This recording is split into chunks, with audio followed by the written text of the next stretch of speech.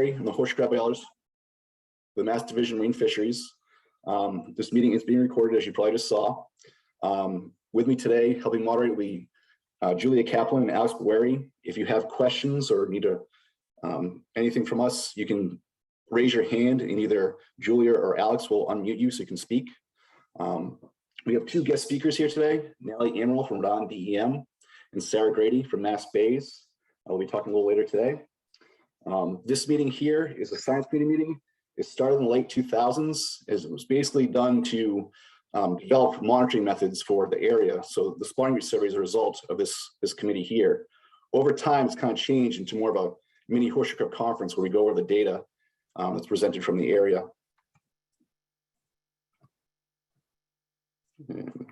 Go.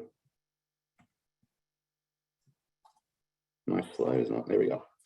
This is the agenda today. We'll be here for about 3 hours. There's plenty of time for questions between talks. So fire away if you have any. We're going to start with the Massachusetts fisheries dependent data. We're talking about the whelk fishery. Basically, horseshoe crabs are used for bait in the whelk fishery.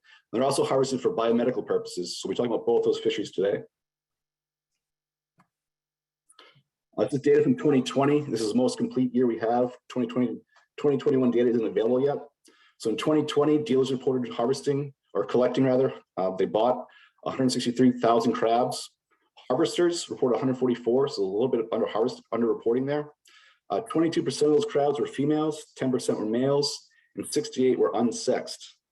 Most of the crabs were harvested by mobile gear, 53%. There was a smaller portion harvested by hand harvest, which is 46%.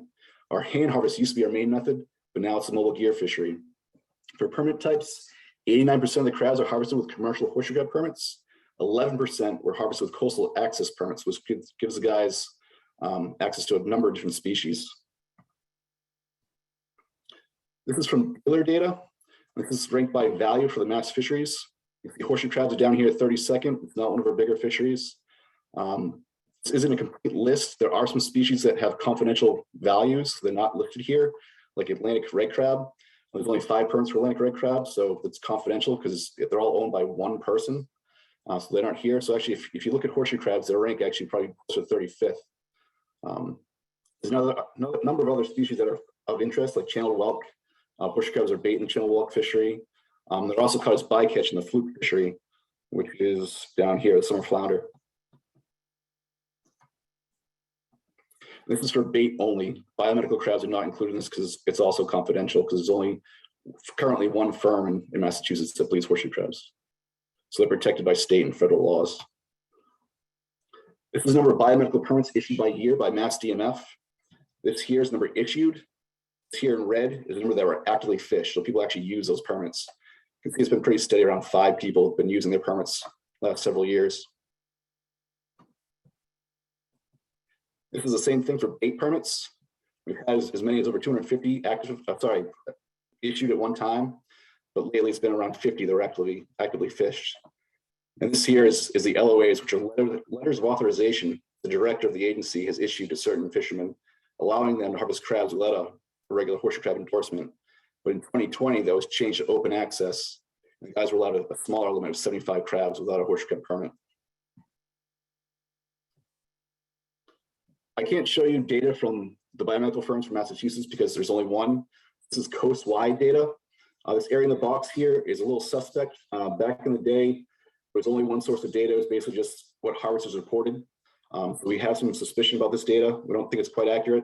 You can also see the biomedical data isn't even there. We know they've been harvesting since the 1970s, so we don't really have much faith in this part of the data. Once you get through here, we have more faith in that because there's dealer data and harvester data. So there's a way to compare the two of them. Basically what you have here is bait harvest in this orangish color. So all those crabs die. They're chopped up and put in bait bags or whelk pots. And down here, you have the biomedical mortality. So you can see the scale, the difference in scale between these two different fisheries. This here is the number of crabs that are bled. This is the number that die. So if you go across here, you'll see it's kind of fairly consistent, around 1 million crabs a year. But there's a much smaller number of biomedical crabs that die. But the biomedical harvest has been increasing lately. This is also dealer data. This is our quota here, this red dashed line. We've been really close for the last few years and exceeded it in 2019. The 2021 data point is preliminary so far. It could change a little bit, but it's going to be pretty close to the quota that we have.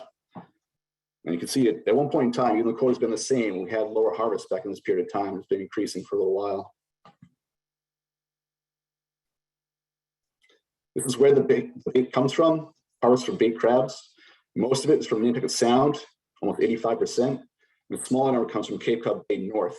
Actually, this whole 12.5% comes from Cape Cod Bay. There's nothing north of Cape Cod Bay for harvest up to the New Hampshire border. There's a smaller number of harvests in Buzzards Bay. No trawling allowed in Buzzards Bay, so there's a little bit less there. It's only hand harvest in that area. And only 1.2 in Vineyard Sound. Just looking at the catch by month, these red asterisks here are confidential data, not displayed. And this is the number of crabs collected by month. May is the leading lander of crabs. We still have a decent number of crabs outside the spawning season being collected. This side here is a percentage by harvested by mobile gear. Basically, it's 100% all mobile gear except for during the spawning season, May, and half the crabs in June are harvested by hand. Everything else is basically done by mobile. This will come up again later on. So we do some market selling for crabs, both the bait market and the biomedical markets. This is for the bait markets here. This red line is a current minimum legal size of 7 inches or 18 centimeters. This is per somal width, widest part of the crab. And this is the size maturity from a study down in New Jersey, using this as a reference point to see where our crabs are. My guess is that our crabs will be slightly lower than this as far as their size maturity in this area. We're just using this as a reference because we don't have an estimate for this region. You see, for most of the early part of the time series, the median, which is this black line here, is above the size maturity. This box here represents a 75th percentile, 25th percentile down here, 1.5 times the interquartile range, and these little circles outside there are outliers. So what you see is over time, starting in 2014, we've been below that line. There's been a decline in the size of crabs that we're seeing, females.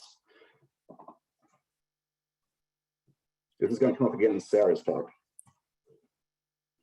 If you look at this one, for the males, a bit more consistent.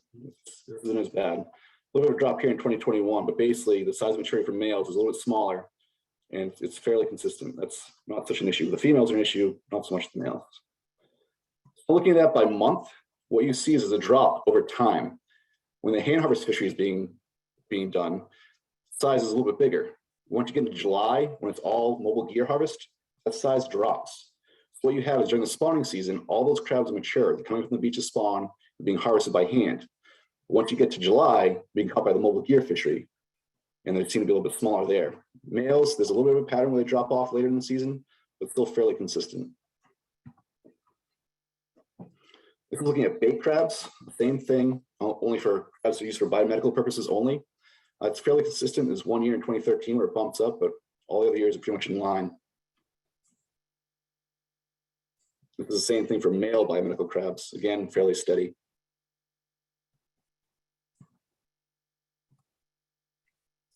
All right, so now I'm going to go into our fisheries independent surveys. I'll be talking about a trawl survey from MassDMF, the spring and fall, and also the spawning meat survey, which many of you are familiar with. Both these surveys are relative abundance surveys. Basically, what that means is that any 1 year isn't terribly important. What the real value in these surveys is comparing that 1 year to the other years in the survey. That's where we really get the information from, comparing it to other years and the relative abundance of those surveys. It's a long time series from the trawl survey, 43 years, as opposed to 13 for the spawning meat survey. The trawl survey is done in spring and fall, and the spawning meat survey is done in May and June during the new and full moons. The trawl survey has a random stratified design with 100 stations, doing 1 station per tow. There's fixed stations in the spawning meat survey. There's about 17 different stations in mass. It varies year by year. Most areas do 24 or scheduled for 24 surveys because they do day and night surveys. Some only do 12 because there's only 12 scheduled for day and 12 more for night. But if you only do 10 surveys, you only do 12 surveys. The trawl survey captures juveniles and adults, where the spawning meat survey only catches adults. The trawl survey is used to assess and monitor many different species, not just horseshoe crabs, whereas the spawning meat survey is only used for horseshoe crabs. There's no other value-added species that we can use. 2020 was missed in the trawl survey for COVID. That's the only year it's missed in the 43-year time series. And 2014 is missing from the spawning meat survey because the methods changed that year. And the spawning survey basically entirely relies on volunteers to conduct the survey. These are the spawning meat survey sites. All the ones that were done last year are in red. The ones that were not done last year are in black here. 11, and 13. I'm going to start by going through Cape Cod Bay, go 1 through 7, and then I'll change spots. So we'll be starting off with Duxbury. All these figures are going to look the same. On the y-axis is female density. This is the number of crabs per 25 meters squared. And going across on the x-axis is year. Daytime is in this orange-red color, and this teal color is nighttime surveys. These lines here represent time series medians. So this is daytime median. This is nighttime median. You can see for Duxbury, the time series median for daytime is right there. And we're basically on the time series medians for both the day and night surveys. This is for Long Beach. This is one of our newer survey sites. Basically, daytime was right at the time series median, nighttime was above. Not much of a pattern there yet. And hopefully I can move this. I can't even see my slides right now. There we go. This is Millway, Mass Audubon. We can see an increase the last few years above the time series medians for 2021 for both day and night. It's one of the best one of the best nighttime surveys they've had, and it is the best daytime survey they've had. So it's a new record for them for daytime surveys.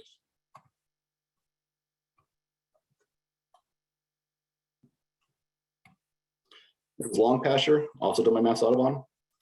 I can see here, it's kind of all over the place. It's been a few years they missed surveys. This data point here, they only did 2 night surveys this year, so it's down a little bit. So daytime is above the time series median. This one, they didn't really see anything. Estuary Beach, below the time series median, well below those first 2 early years. We've seen a decline over the 10 years, but a small increase in the last 5. Indian Neck, new record for nighttime. Daytime was above the time series median. This one's been increasing lately. Not a pattern over the last 10 years, but recently it's been increasing.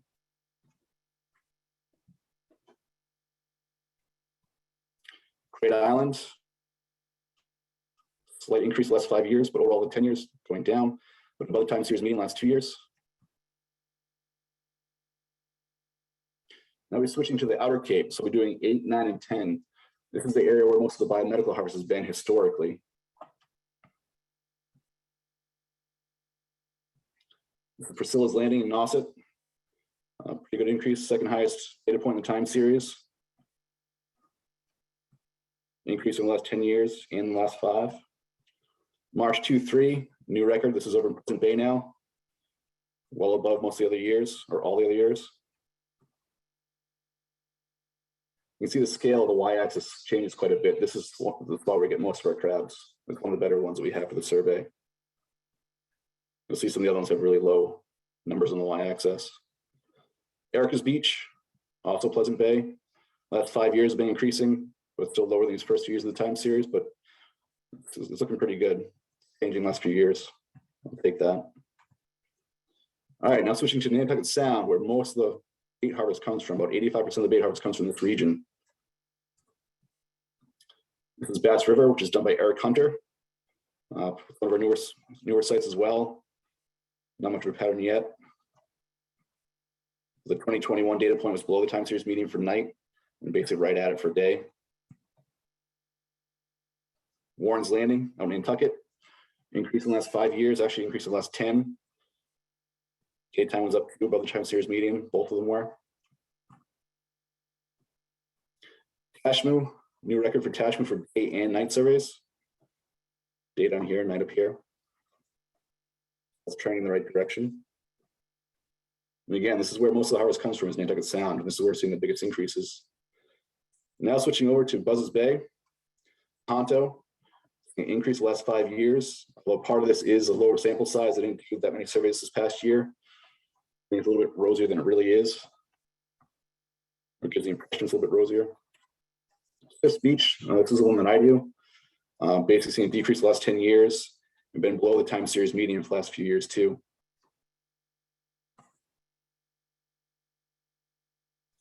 Give a summary. This is the beaches that we survey. This is the regions. This is day or night surveys. Green is good, red is bad. Basically what we're looking at here is the 2021 data point versus the time series median. If they're above, they're in green. If they're below, they're in red. Most of them are green, so that's a very good thing. Look at the 10-year time series trend. Red again is decreasing, green is increasing. I have a mix here, mostly green, but not by much. The last 5-year trend is mostly green, so it's trending the right direction. New record highs in Millway, Indian Neck, daytime March Q3, and Kashmir day and night surveys. There were no record lows, but Long Pasture did have the record low, but only did 2 of their 12 surveys. And I want to thank all the volunteers that do this survey. It wouldn't be possible without them and the people that organize these beaches. Are all listed here. So thank you very much. Now switching over to the Mass DNF Trawl survey. The data they collect is number of crabs by sex, number and weight per toe, individual personal widths, and location of their catch. This is done in the Gloria Michelle pictured here. These are the trawl survey indices. This is the time series median. This is a less smoother trend line. This is a confidence interval around the trend line. And these circles are individual data points. What we see here in the spring, in the fall, females, males. This is for the Gulf of Maine, so this is north of Cape Cod. Pretty positive trend for the spring survey. The 2021 data point was low in both for the males and females, but the trend is still positive based on the recent years. So looking at the most recent year as well as the ones just behind it and around it. Fall, it's coming back towards the time series median. The data points are just below them, but based on the strength of the most recent years, it's pulling up a little bit. This is our southern New England, so south of Cape Cod. Really strong in the spring. Some of the best years we've had have come lately. Right around the time series median, the fall survey. Generally pretty positive. It's not as great as it has been recently. It recently was kind of ticking up a little bit more in the fall survey, but it's not doing quite as much now. The spring survey looks really strong. To summarize the fisheries independence data, it's generally positive. The trawl survey 2020 data points are a bit mixed. Some are really high, some are around the time series median. Spring surveys are trending up. Fall surveys around normal. Spawning beach survey was generally positive as well. Most beaches above the time series medians, and most beaches showing a positive 5-year trend. And 4 beaches set new time series records. The fisheries data, fisheries dependent data, weightings been near the quota the last 4 years, and we're seeing a decline in size of female bait crab. We'll have more on this later today. Coastwide fisheries dependent data, so looking at biomedical, there's been a recent increase in biomedical landings, but biomedical mortality remains low. And if you guys have any questions, we'd be happy to take them. Derek, there's a couple of questions in the chat box for you. Okay. All right. And some of them may have not been sent to everybody, so maybe just read them out loud before. All right, so we got Liz. When captured crabs are released, do they have spawning success? We don't really know that. I'm going to touch upon that a little bit later on. There was one study at least that looked at that, but the methods they used. So we're talking about bled crabs from biomedical firms. In this study, they bled the crabs and let them go, but they didn't use the methods that are used by biomedical firms. Basically, what they did is they far exceeded the thresholds that are imposed upon them, the regulations. So basically, in that study, they kept them out of the water for 5 days, exposed them to heat and all kinds of things. In that study, there were some negative effects. They didn't really have directed movement. There's some weird things going on with the crabs, but they didn't adhere to the BMPs, which are the regulations that they have to do. So it's hard to say what's really going on with those crabs. We don't really know. It's an area where there's more research needed. Go next to Charles. What's up with confidential data? So there's state and federal regulations that prevent our agency from giving out data that can be narrowed down to one entity. So in the case of biomedical data, if we release that, to this point, there's only been one biomedical firm. So everyone would know what they're doing. So that would give other bleeding companies an advantage over that one in our area because everyone know what they're doing. So that goes beyond biomedical firms. It applies to everything. Any fisherman, any business, it applies to all of them. Please elaborate about why the biomedical mortality rates are confidential. Well, same thing. Right.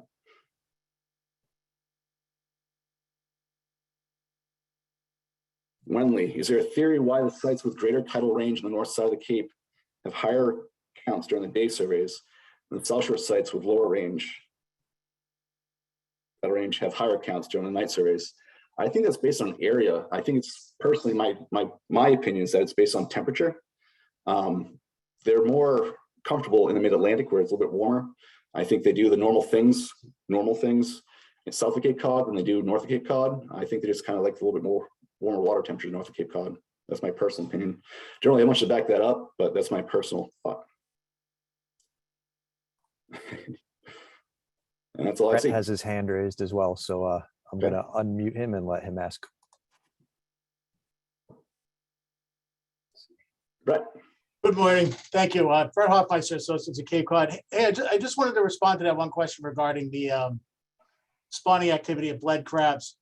I think it's important to make note that the vast majority of biomedical crabs are harvested well after the spawning period, or towards the end of the spawning period. So not only are there protections in Massachusetts around the full and new moons that prevent any harvest during spawning, the number of crabs harvested for biomedical during the spawning period is considerably less, or it's the vast majority are harvested June, July, August.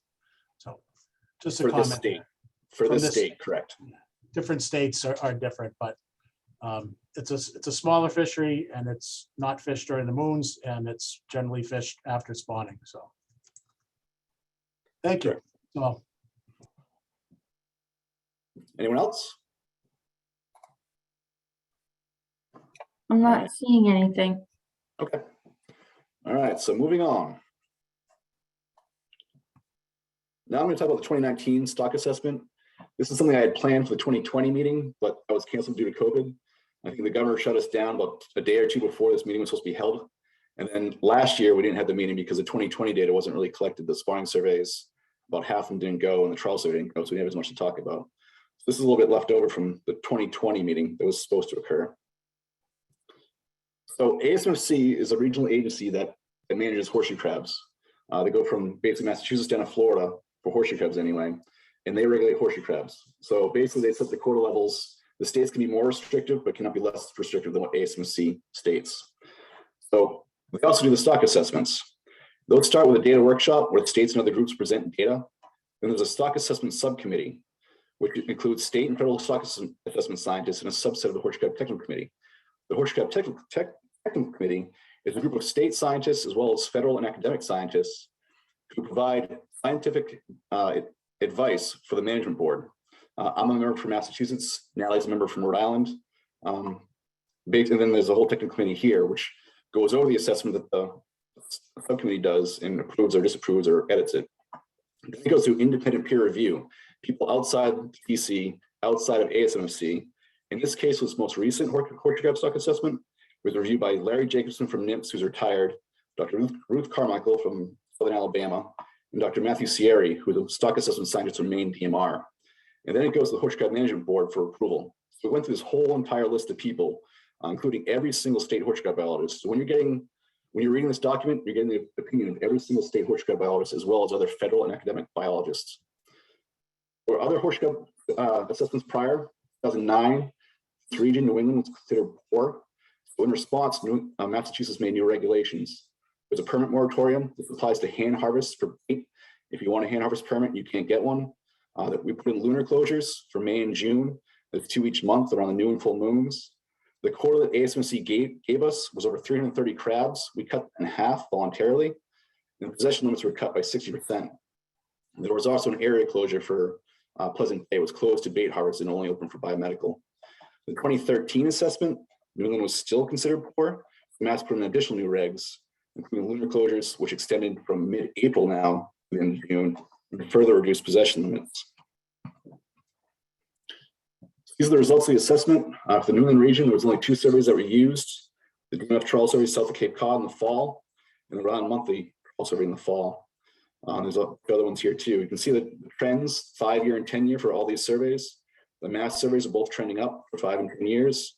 Rhode Island was trending down. And if you look at this New York region, which includes Connecticut and New York, they were all trending down to this one, which is kind of stable. Basically, you have this region from Rhode Island, Connecticut, New York, where all these surveys weren't doing very well. Everyone else is doing pretty well the last 5 to 10 years. And then if you look at the assessment down here, this is showing the number of surveys that were below the 1998 data point. Fisheries management for horseshoe crabs started in 1998. So basically what this shows is whether that most recent data point from the most recent survey is above or below that 1998 data point. Things have improved or declined since that management plan went into place. Northeast was considered neutral because they're combining Mass and Rhode Island. Bit of a different trend, those two spots. New York, all down, and the other spots are doing pretty well too. That one area from Rhode Island to New York wasn't doing very well. We also looked at biomedical mortality. ASMC assumes a 15% mortality rate, which is here. It's actually 15% plus the number of observed crabs that are found dead on arrival at the biomedical firms. So basically what they did was they went through the literature, reviewed all the literature here, and went through to see if realistic, if they adhere to the conditions that are actually done by biomedical firms, if they adhere to the BMPs, the best management practices, if these things are realistic. They also use some modeling and look at tagging data. There's been some tagging of crabs that are bled by medical firms and released, so look at that data too. We also looked at the sublethal effects. There was a question earlier that's currently poorly understood, basically because one paper that looked at that didn't use proper methods. They held them out of the water way too long and exposed them to heat. It's tough to tell what the effects of bleeding are versus what the effects of basically torching the crabs was. We also reviewed these papers here. Often here, as many as 30% of the crabs die for biomedical. But if you look at these papers, this one had as much as 29.4, but that was only if they took out 40% of the blood, which is more than they do if they held them out of the water for 5 days and exposed them to heat. They didn't adhere to the BMPs. This one here was done by my agency. This one here had a statistically significant effect for bleeding, which means that yes, bleeding the crabs does increase the likelihood that the crabs will die. But there was also a significant tank effect, which means that in addition to whether the crabs were bled or not, which tank the crabs were placed in also had a significant effect. That should have been the case. So when you're combining the biomedical mortality plus whatever was going on in those tanks, that added up to a 30%. It wasn't just bleeding, it was bleeding plus whatever else was going on in those tanks with some kind of tank issue. They weren't sure what it is or what it was, but something else was causing some of those crabs to die. So biomedical confidentiality is still a concern.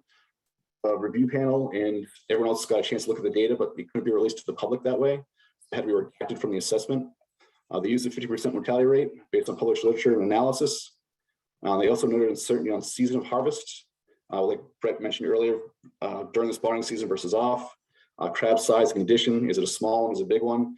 As well as location, it's north, up here in the north or down there in the south, there's different temperatures and there's things that could change, making things uncertain.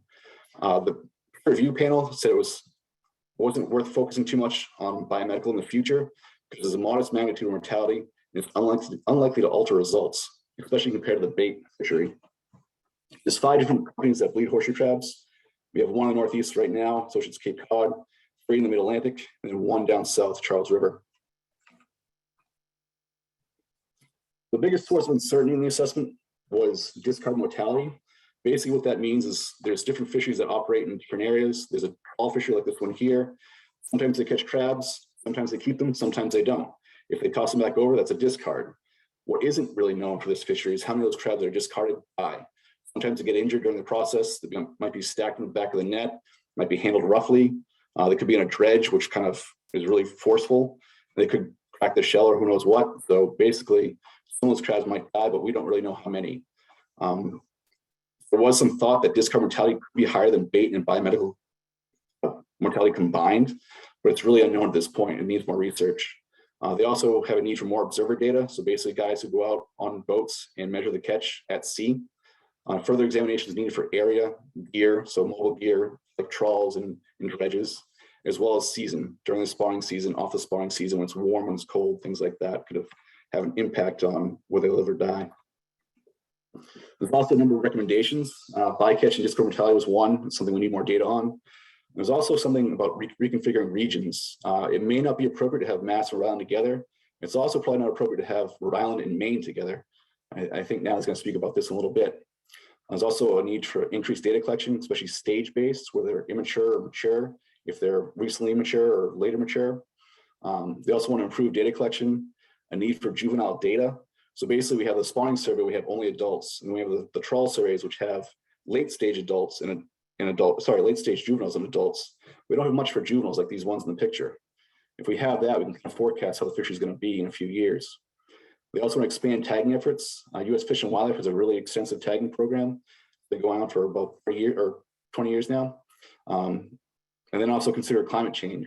In this area here, we might benefit from climate change because the horseshoe crabs might shift north like a lot of other species are doing, but there also could be seawalls and many other factors that could negatively impact them. There's also need to secure funding for surveys. The Tech survey is the most important survey for the stock assessment, and that just went 5 years without funding. So to summarize, trends are increasing or stable with the exception of the New York, Connecticut, and Rhode Island area. There's no population estimates or reference points, so it's pretty poor. Biomedical mortality is pretty low, but there's high discovery uncertainty. We don't have a good handle on that.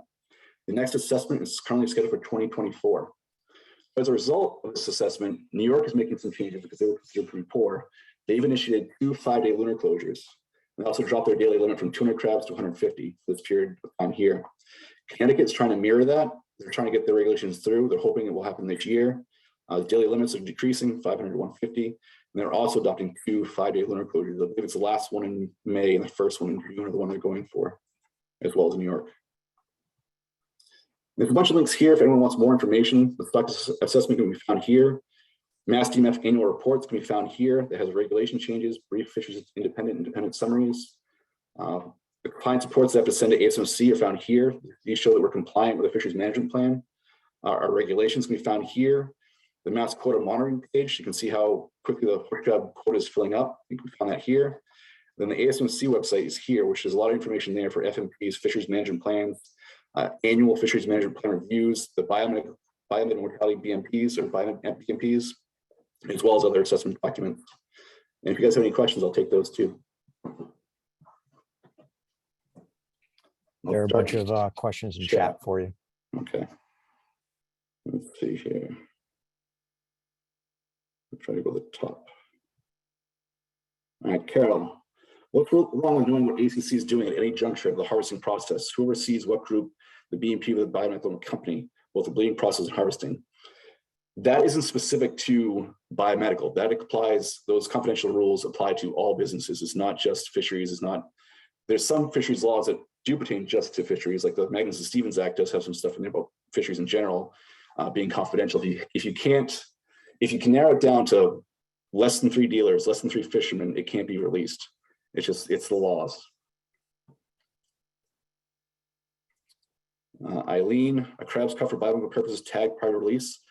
They're not tagged, but they do have to be marked. I'll get into that later when I talk about the BMPs. Each crab that's harvested for biomedical purposes has to be marked so it's not rebled in the same year. There have been some tagging studies done on crabs that were used for biomedical. That's not as widespread, but in Massachusetts, you have to mark the crabs with basically waterproof paint saying this crab's been bled and it won't be bled within the same year. Sarah, can you please touch on the lunar closures? I'll be touching on that a little bit later when I talk about regulations, but basically what those are 5-day periods around the new and full moons where there's no harvest allowed. Ian, what is the status of synthetic alternatives to bleeding crabs and biomed?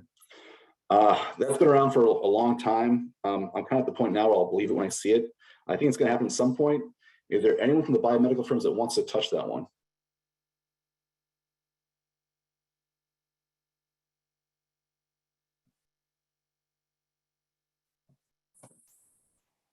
Roger?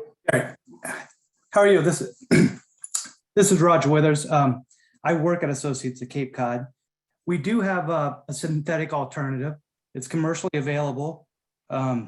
Companies are starting to do testing, adapting this method. So it's out there. There are 2 other companies that make this as well. Yeah, so it's out there and moving forward. And also it is used in Europe right now. It's not approved in the United States as far as, correct me if I'm wrong, Roger, but it's not approved for sole use in the United States. It can be used, but not alone. It has to be tested with LAR or another product, correct? Am I still on? Yes. Yes. Yes, it needs to be validated as an alternative method. And that's not an uncommon thing. But yes, it's gaining traction quicker in Europe, but also here in the US. Good, thank you. Let's see what else we have here. Wenley, 20 states limit the harvest of female crabs during the spawning season for biomed or bait fishery.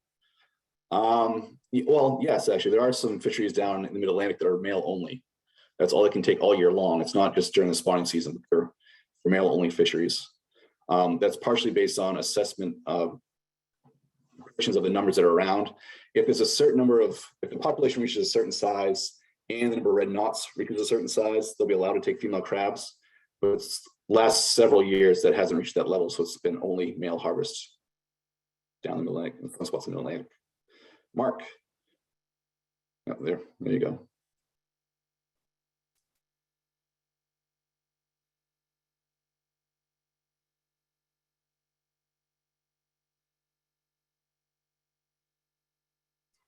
Charles asks, when's the last trawl survey? Do you say there is no funding for trawl survey? So Virginia Tech survey recently went 5 years. That one's done in the Mid-Atlantic. Our survey's been going every year except for 2020 when it was canceled due to COVID. It operated last year. Will there be a survey before the next assessment? Yes, we do it every year. So provided there's no issues with COVID again, we'll keep doing it. Our trawl survey is the best tool for understanding the numbers of crabs and their health. Basically what we have now is it's the longest time series. We have our survey's been going for 43 years.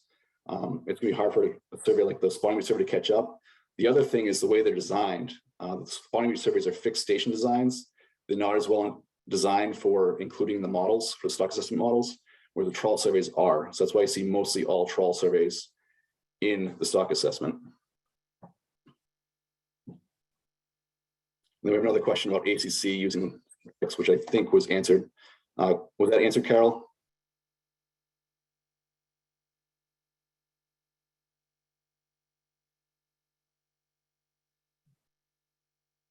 I'll take the yes.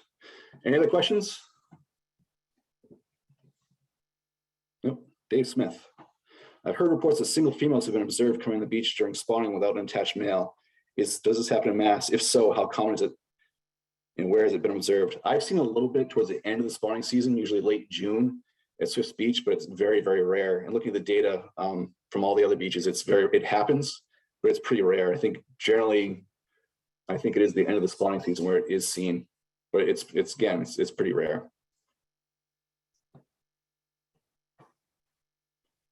Any other questions?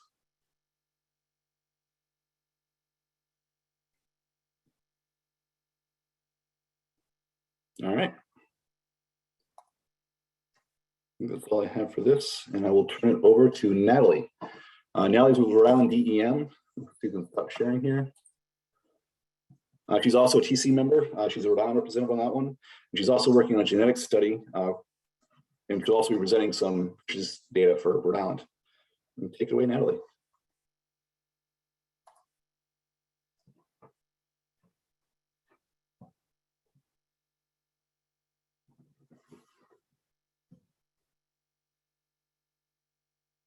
You're muted, Natalie.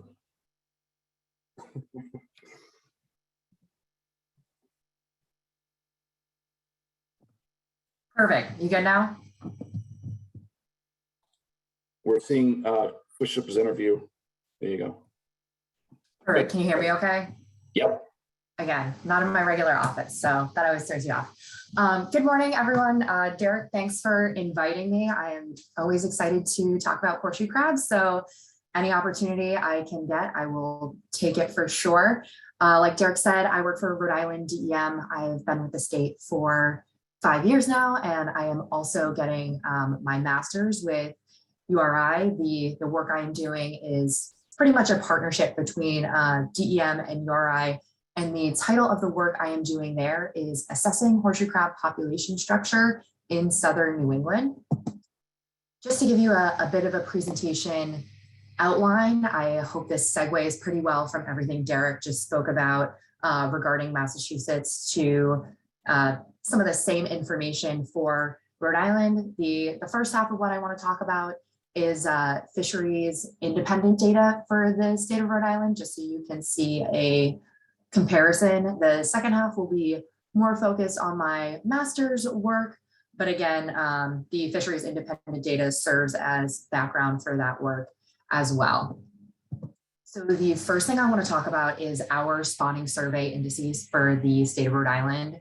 The Rhode Island spawning surveys are a much smaller scale than what Massachusetts has been doing. So we have 2 locations that we survey twice during the new and full moons in May. This green dot is Connecticut Point, that is our Inner Bay location.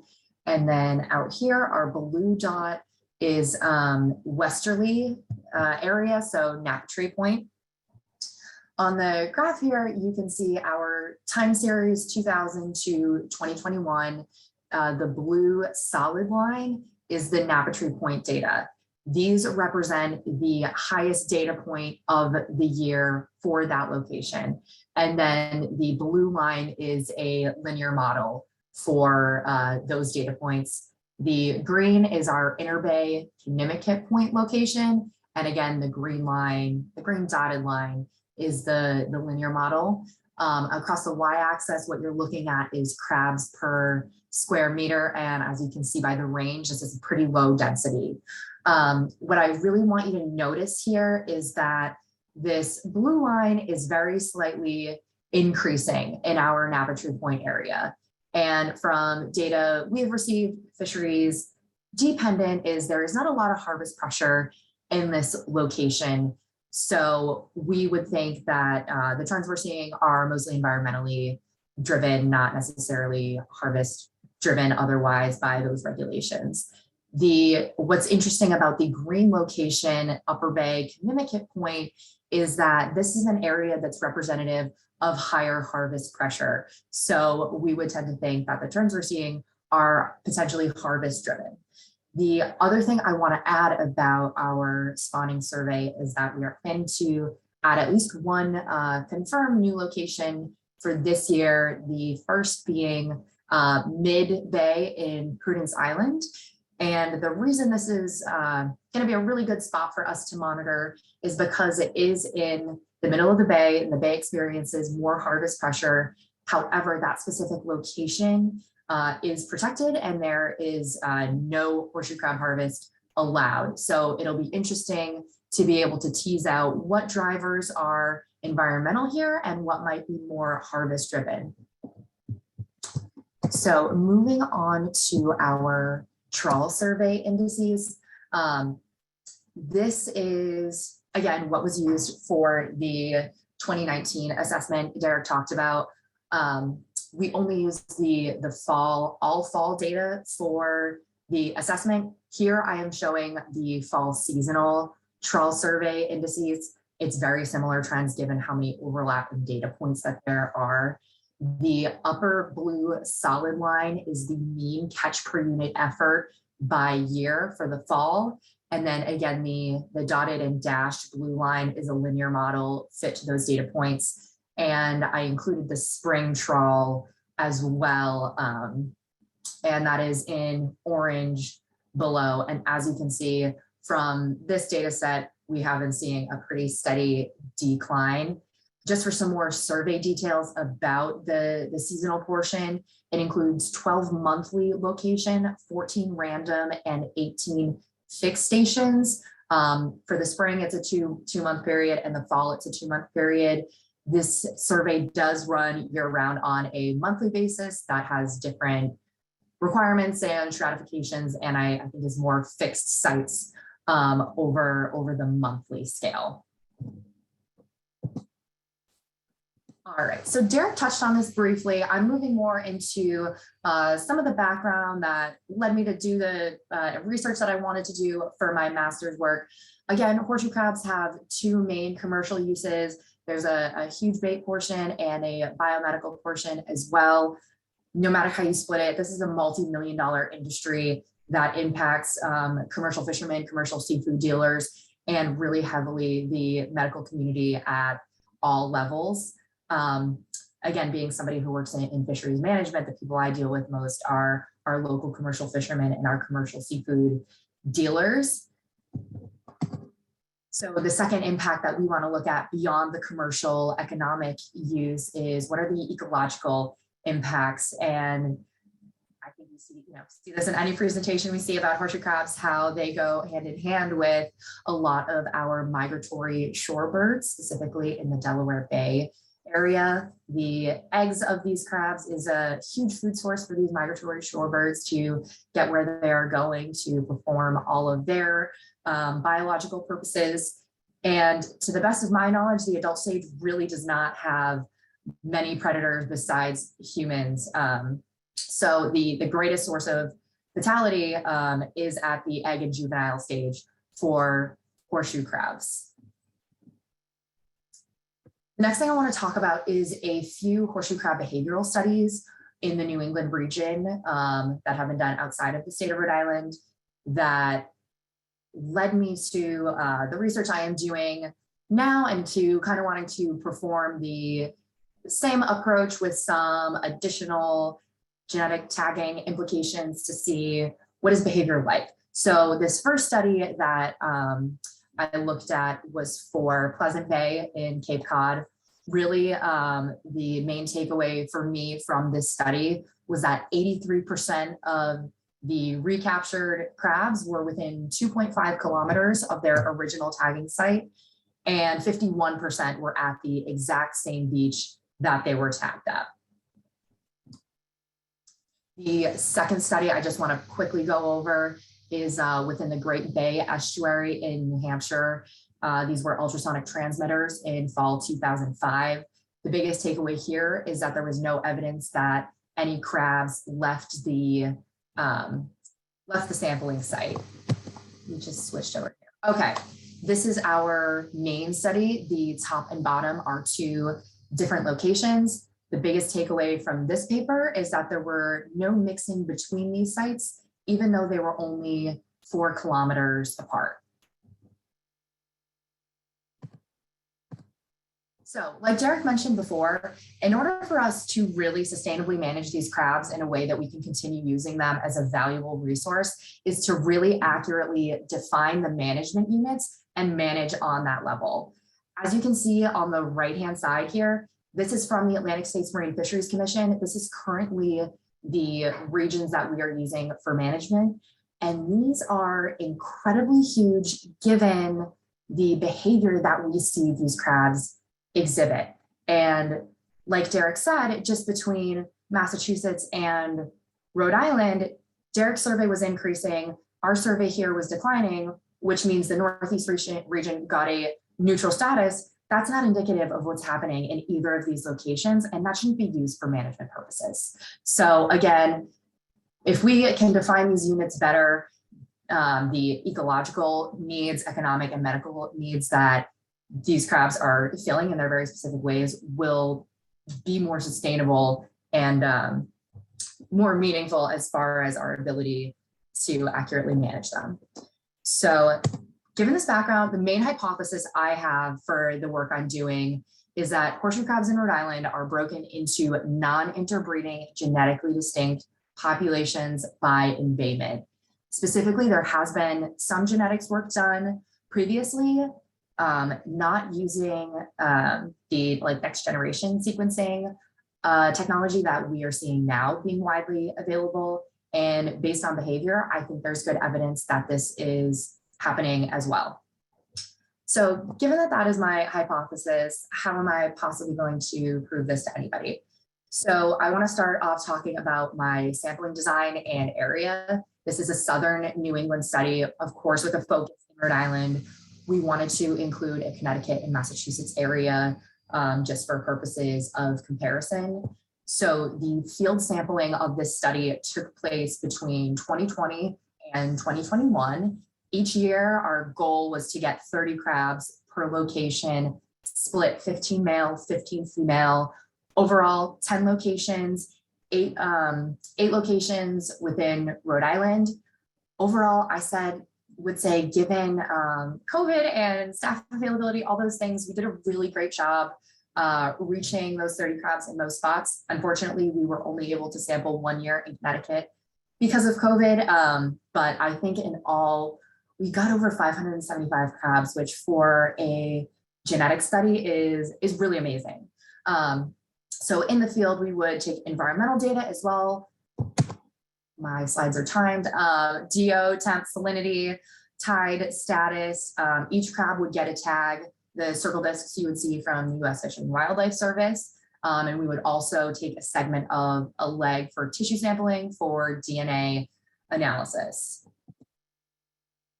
So the next big part of the methods is the genetic sequencing. Specifically, this slide focuses on the DNA extraction and DNA prep before being sent off to the Illumina sequencing platform. So we would start, as you can see on this left-hand side, tiny amount of tissue, which we would break down, quantify how much DNA we got, and then dilute it to a uniform level of dilution so all the samples could be processed together.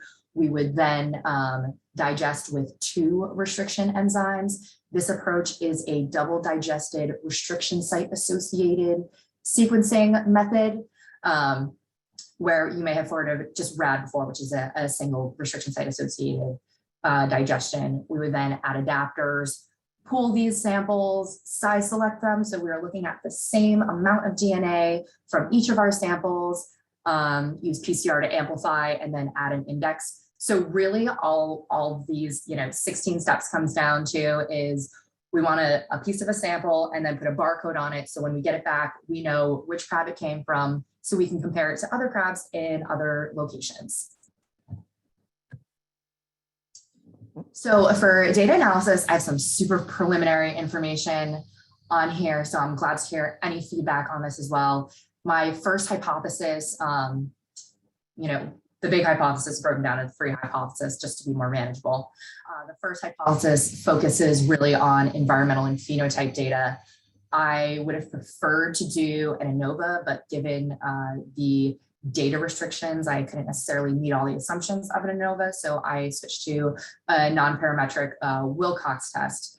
So what you're seeing here in this chart is a pairwise non-parametric.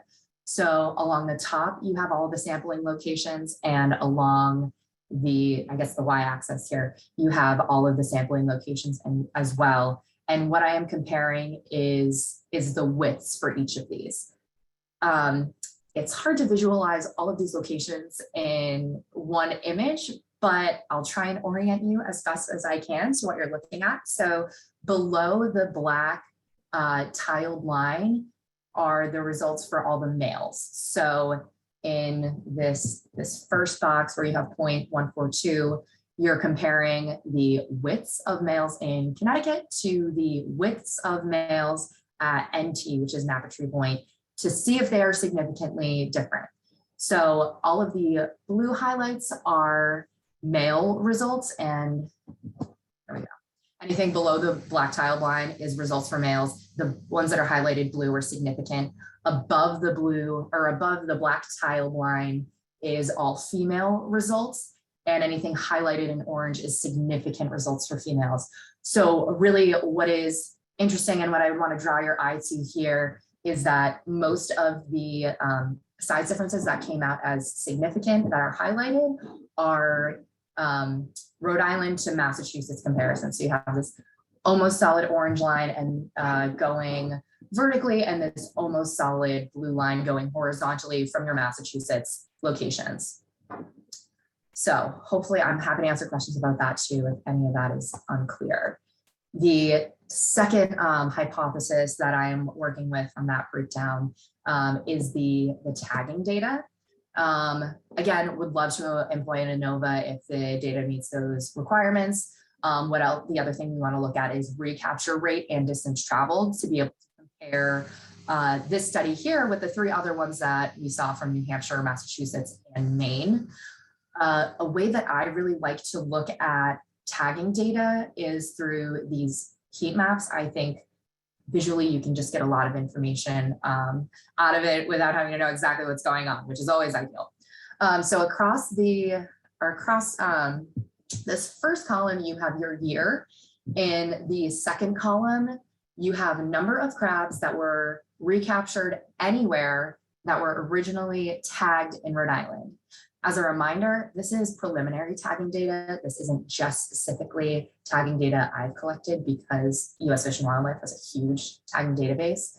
So the heat map that we're showing here says, okay, in 1999, of those 35 crabs, what proportion were recaptured in Rhode Island or Massachusetts or Delaware Bay. So those 35, 100% were recaptured in Rhode Island. For 2000, you had 21 crabs that were recaptured somewhere that were originally tagged in Rhode Island. Of those recaptures, about 30% were recaptured in Massachusetts after being tagged in Rhode Island, and 70% were recaptured in Rhode Island after being tagged in Rhode Island. So you can see as it goes on, there are more and more data points as we get more and more tags out there. So this is kind of a method I'd want to employ with my master's results for tagging. All right, this final part of the data analysis is for hypothesis 3, which is very genetics heavy. So the first thing we'll do when we get back the Illumina sequence reads is run those raw sequence reads through the docent bioinformatics pipeline. From that, we'll get resulting single nucleotide polymorphisms, which we can filter for by genotype depth, call rate, minor allele frequency, and other parameters to reduce false positivity. Genetic differentiation will be tested for using 3 different approaches. So the first is FST, which is a genome scan. What that tells you is the proportion of the total genetic variation relative to the subpopulation's genetic variation. Basically, what that'll come down to, what I'll be looking for is a FST of greater than 0.5 usually means that a subdivision is present. And XTX is a more powerful FST. It uses covariance due to population history. And so using that prior information will put it more in a Bayesian model approach. And the Mahalanobis distance, it's an ordination technique. What you're looking for is the difference between a point P and a distribution of D.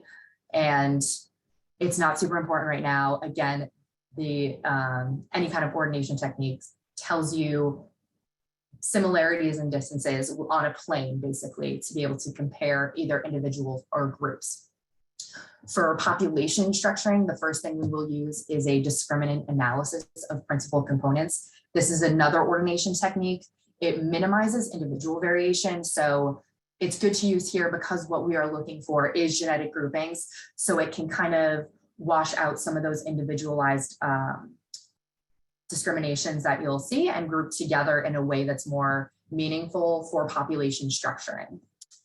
The second approach here that we will use is Moran's eigenvector maps, which is a spatial structure modeling. And I have an example of one of those here. This is actually from, I believe, a lobster study. And what you can see here is based on color.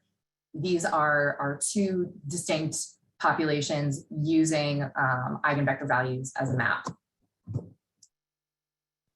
Third, we will use an RDA, which is redundancy analysis, which estimates the contribution of environmental data to adaptive and neutral structuring. EEMS is estimated effective migration surfaces, and I have an example of that as well. Hopefully that'll show up for you guys. Awesome. So basically what you're looking at here is a migration plane. I believe this is for a parasite, but again, I wanted to have an example of what it would look like because conceptually I don't know how clear it is. But so if you look at the coloring here, the blue areas are high areas of migration and the orange areas are really low areas of migration. So that's something we can use to differentiate how crabs are behaving. Finally, we'll use population graph trees, which are really just an evolutionary tree to see when these breakoffs may have happened, if there is population structuring, when it could have occurred, and who may have mixed where. So, you know, super, super heavy. So I am, this is a pre-recorded talk. Let me stop sharing. All right, so I'll take any questions with that. And I'll look in the chat first. Yeah, I think there might have been a couple questions in the chat, but I'm not seeing any hands raised. Dave, okay. All right, so Dave Smith asked, in the tagging data, are the recaptures within the first year after tagging included in analysis? Okay, I'm gonna answer that for you first, Dave. So how I did the structuring for the tagging is I filtered for, yes, crabs that are recaptured within the same year. And I also only included one recapture per location per month per year, which really helped with a lot of inflation. I'm sure you guys see in your tagging data as well, you can have the same person report the same crab 5 or 6 times in the same day. So to get rid of some of that inflation or overestimation of recapture, I do have some tables going with time since capture. And when interest in between embayment movement is a bit more informative to exclude, okay. Yeah, so Dave, I'm happy to take any other input as well if you think the filtering that I would be using wouldn't be super informative. Brett, will you increase sample size as time goes on? So I guess it depends on what sample size you're asking about. If Brett, you can be more specific. Do you mean sample size for genetics, for tagging, for spawning surveys?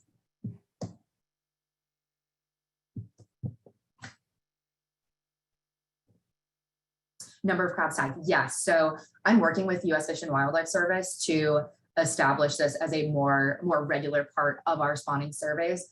I think the tagging data is super informative, and as most of the guys we're seeing are terminal molts, the retention time is really long. Just going through the tagging data that I've been able to look at, we have crabs that have been recaptured 5 times at the same location over a 20-year period. So I think it's super informative and a really effective tool for behavior and site fidelity.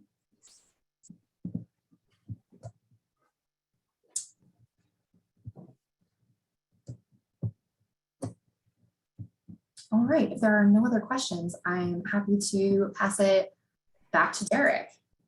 Here's some questions for you too, actually. Going back to that spawning survey, Yes.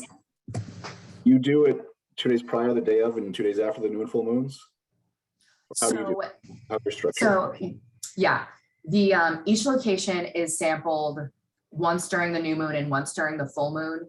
It can be up to 2 days before or after, depending on staff availability, weather, things like that. We are trying to work more towards getting volunteers involved, other NGOs, just because that is such a useful tool, especially given the time constraints and how specifically targeted spawning surveys have to be. Cool. So what do you see anything for spread? Because with our survey, we do see some spread as far as some years there's huge peaks, and like outside of that peak, there's not much at all. Sometimes there's kind of more of a wider spread. Do you see anything like that too, or? So do you mean by location? By location, yeah. Yeah, so, and the reason that we have chosen to mostly display this data as the max data point per year is because we do get a lot of zeros based on, weather, visibility, different things like that. So it is a pretty small, it's not a robust data set by any means. And, we do want to expand it further. But definitely there are years that we'll get a 0 and then the next year will be a max year. And so what do we make of that if it's such few data points? Yeah. Also, you showed there's a significant difference between the mass crabs and the Rhode Island crabs. Mm-hmm. Which one was bigger? Like, was it mass was significantly bigger, or was it Rhode Island significantly bigger? That's a good question. I would have to go back and look at the data. We just got those together. So the other possibility is that it could vary by location. So with the parametric or the non-parametric Wilcoxon, it's not like an ANOVA where I'm comparing it in one way, given that it's not parametric. It's what do they call it? It's staged. So I can go look back and look at that and tell you, because it might be different by location just based on how the Wilcox is set up. I was curious because we're looking at size of spawning crabs in Buzzards Bay, where you got your crabs, is the biggest spot in our state.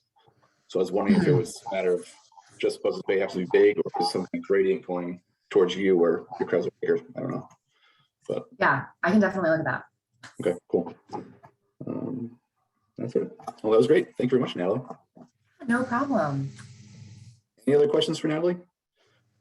There might be, I don't know if you got this one, Natalie, but Brett asked, will you increase sample size as time goes on? Yes, I got that for tagging. Okay. Continue tagging more. The one from Lauren too. Do turtles and sharks only eat the eggs? You want to take that? Or I mean, do we have evidence of? I mean, you guys in Massachusetts have way more shark activity than it's not necessarily those sharks. Turtles and sharks do eat them, the adults, that is. right. We don't have a ton of turtles that eat them around here. The sharks that eat them, things like tiger sharks, stuff like that, we don't have a ton of tiger sharks. We have some, but not many. Smooth dogfish, which we do have, will eat some of the larger juveniles, but they're not really going to take out a full-grown horseshoe crab. I did my master's on smooth dogfish diet.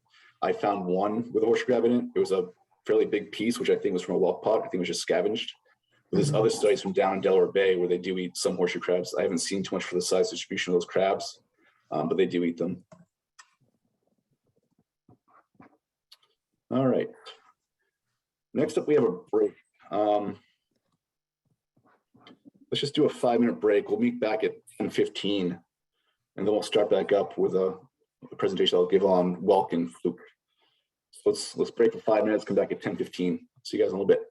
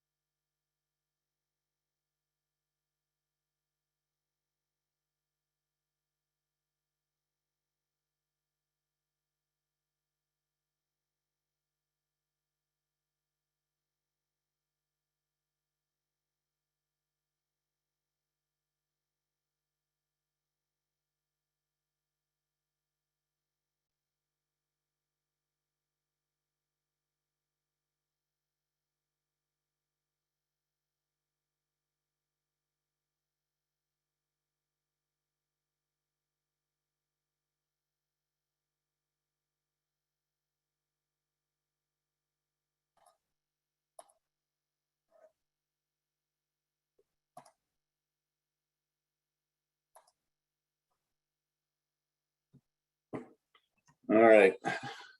Derek, Just I past see 10. I see the notes Which? version. Okay. How about now? Perfect. Good. All right, so it's past 10:15 now, so I'll start this next presentation. I wanted to give this because most people think of the horseshoe crab fishery as basically just hand harvest, where it's not really the case. There's other things that really impact the horseshoe crab fishery. Two of them being whelk fishery, which is here. These are channeled whelk. This is the species that's caught with horseshoe crabs as bait, and the fluke fishery. This is a fishery that catches horseshoe crabs as bycatch. So as things change in the fluke fishery, it's going to influence how things are in the horseshoe crab fishery. Make it easier to catch fluke, make it easier to catch horseshoe crabs. So those are some of the things I wanted to cover here. This is a whelk trap. This is more of a modern one. The old ones were wood. Now you can kind of cut these sides on this rubberized portion here. They climb up after the bait. The bait will be in the center here. Most guys use a bait bag, which this is right here in the blue. Let me get my laser pointer for a second. Right there. Other guys use bait cups. Those are bait saving devices where it makes the bait last longer. This is an open top trap. The whelk come in the sides and get stuck here because they can't climb back out. It was once considered a nuisance species because they eat shellfish. So they're in competition with people for that shellfish resource. But now they're a pretty valuable resource on their own. Fishery in Massachusetts is worth over $3 million. A lot of it's exported to Asia and Europe, but there are some domestic markets. Most of the harvest is from Nantucket Sound. Horseshoe crab is preferred bait. At one point in time, it was mostly all horseshoe crab. Now it's kind of a mix. Based on surveys that we've done, most guys use about a quarter of a female per crab, a quarter of a female crab per trap, or half a male per trap. Most guys now use a bait medley. So basically what that means is they'll use horseshoe crab, green crab, blue crab, a number of different things, all in the same trap, and they get kind of a mix of baits there. 92% of people use a bait saving device like one of those bags or a bait cup. There have been some trials for alternative baits, but so far those have been ineffective, mostly. This is from a survey the Horseshoe Crab Technical Committee for ASMC did. I was a part of this survey. 85 whelk fishermen responded to this survey from Massachusetts. You can see the bait that they use in this state. We also did this for eels, but I'm just showing whelk right now. 90% of Massachusetts fishermen for whelk use horseshoe crabs. Also, a large number use shellfish, so things like mussels is a big one. Green crabs, fish racks, things you usually use for lobster bait. No one at the time was using manufactured baits. 10.6 for rock crabs, Jonah crabs 7.1, and blue crabs 14.1. I've eaten blue crabs, I've eaten whelk. I much rather eat the blue crabs personally, but for some reason these guys use them as bait. And for horseshoe crabs only, about 6% use horseshoe crabs only. So most guys are using a bait medley. And you can see the numbers for other states here.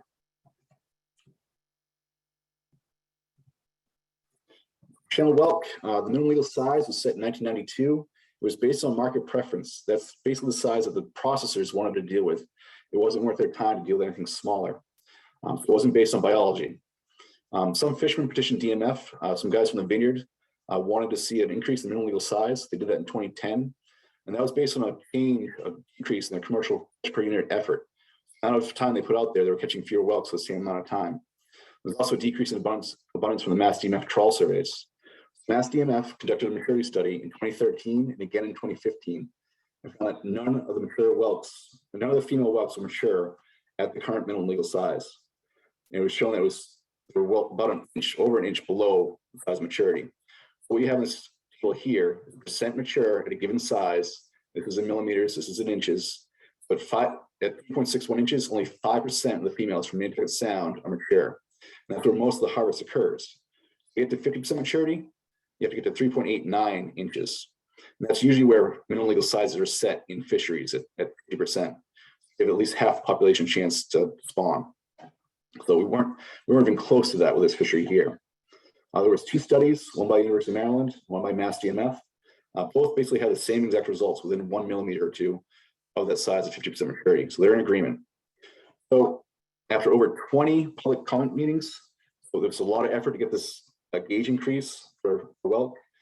Original size was 2.34 inches. 2 3/4 inches. It was 0% mature at that point in time. In 2013, we went up 1/8 of an inch, and another 1/8 of an inch for 2015. And this was a really contested process. Even though some of the fishermen wanted this to occur, it turns out to be a small subset of the fishery. It was really highly contested. There was many public meetings, a lot of public input from the fishermen. There was lawyers involved, there was politicians involved, all kinds of stuff. It's still have an ongoing process, but this gauge increase was accepted by the Marine Fisheries Advisory Commission, which is a panel of 9 members who basically have authority over the regulations for the state. So in 2017, we stopped regulating the minimum legal size and started regulating the gauge. Basically, we said the gauge has to be this size, has to be spread out, has to have walls on the side that are a certain height, and if that wall can go through in any orientation, it's sublegal. And basically what that equates to when you use a gauge that's 7/8 inches across is a 3 1/8 whelk. The whelk's really hard to measure, which made making the minimum legal size regulation difficult. It's actually it's easier to make the gauge the regulation as opposed to minimum legal size. There's a scheduled increase about 1/8 of an inch each year through 2029, get it to that size of 50% maturity. We've got a long ways to go, and there's still some debate. There's some fishermen groups wanting new studies, even though there's 2 other studies that have been done that basically in agreement. There's still some contention there. This is from commercial sea sampling data. We send guys out, some of our samplers out in boats, and measure everything that comes up in the fishermen's traps. What you see here is data from 2003 to 2004. This is the old minimum legal size here. This is the size of 50% maturity. What you see here is there's a number of whelk or breeders. You see some bigger ones in here. These are all females from Nipkow Sound. This is a proportion of the catch in the y-axis. This is basically a percentage. Even though you see a shift from this one to this one, it doesn't mean there's more small ones coming through necessarily. It means there's no big ones anymore. You can see that here. There's no big whelk anymore.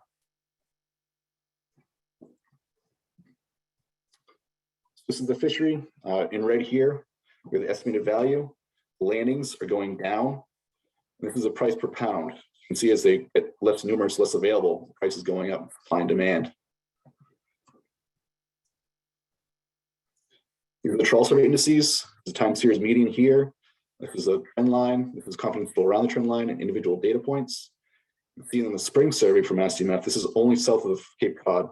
We are seeing a little bit of an increase. This could be serendipity. This could be a result of the gauge increases we've already seen. It could be a number of things, but we're not seeing that in the fall survey. We're still seeing a pretty big decline in very few whelks. I'll go over to the fluke fishery or summer flounder. Those are 2 names for them. This is a mobile gear fishery. They're done by draggers like this one here. And the fluke fishery targets fluke, but also catches horseshoe crabs as bycatch. They'll also get whelk and black sea bass, scup, things like that. So it basically becomes part of their whole. They target fluke, but to make their day pay, they have to catch those other species as well. Most of the crabs in Massachusetts are now landed by mobile gear fishery. It's not the hand harvest anymore.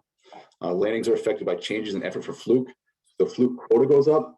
There's probably gonna be more effort for horseshoe crabs too, just because if they're overlapping time and space during certain parts of the year, they'll be in the same areas most of the summer, but certain times of the year, the fluke go offshore and the horseshoe crabs aren't there, so they don't always overlap.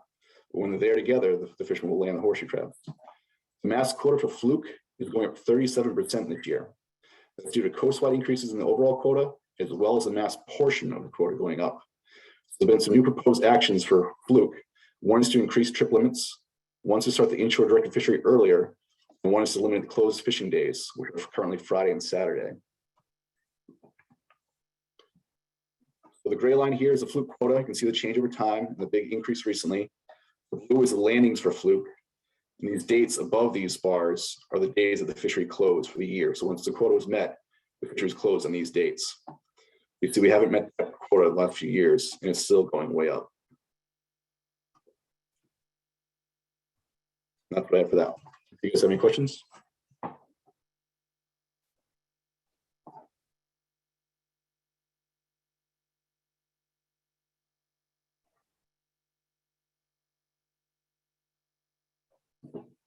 No questions? I'm not seeing any questions. All right, I just cool. have a quick question, Derek, actually. Yep. You mentioned those 2 fisheries, and I know sort of historically we've also included the eel fishery. Mhm. I was wondering if you know anything about that fishery impacting. in this state, we don't have much of an eel fishery at all. So like during that Right, survey we right. did in 2016, we try to get some of the eel guys too, but there just aren't any. So it's Yeah. not really mass. Yeah, Down south it is, but not around here. right.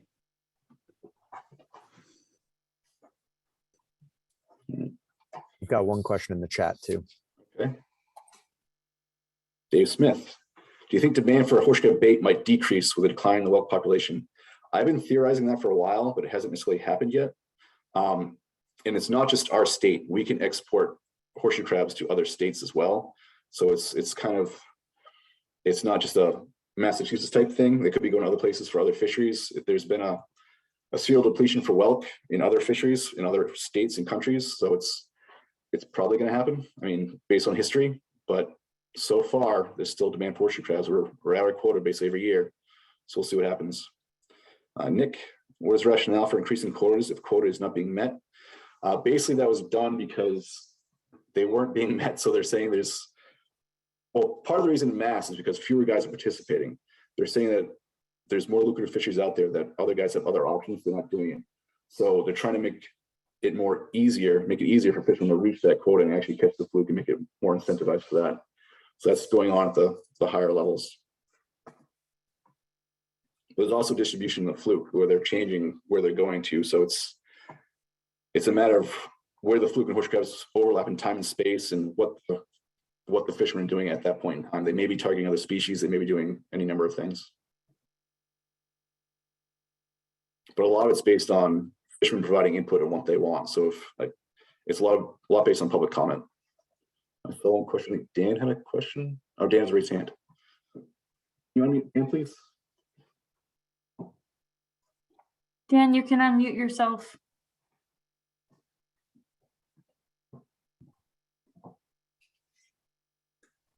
Okay. Hear me now? Yep, you're a little bit quiet, but we can hear you. Okay.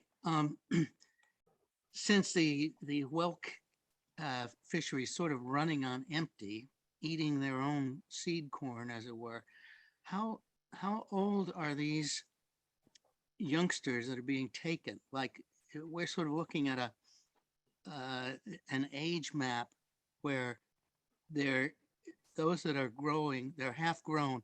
How long ago were those eggs laid? And are we getting sort of a regression? I know you said there's less and less productivity per unit of effort, but can anyone extrapolate to where there just aren't going to be any whelks? To answer your first part about the aging, it has been done. Steve Wilcox from our agency did a study on them looking at maturity, size of maturity, and age of maturity. I can't remember what it is at the top of my head, but these snails are pretty long lived. I think it's around, I'll quote me, I think it's around 10 years or something like that, 7, 8, 9, 10 years. They're a really long lived species that takes a long time to get to maturity. So that's one of the reasons we're trying to go up in the cage for these guys. But as far as depletion, we'll see what happens. I mean, hopefully they stick around, but we're trying. But there's been a lot of opposition. So. Mm-hmm.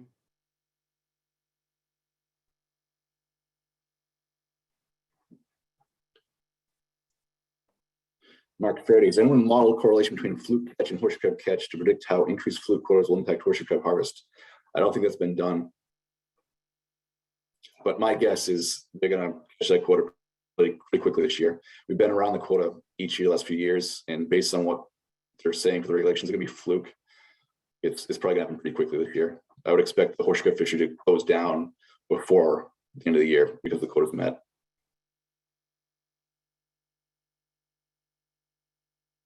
Which has only happened once before in 2019.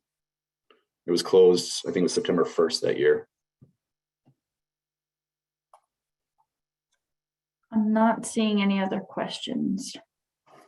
Oh, hang on one second. One more.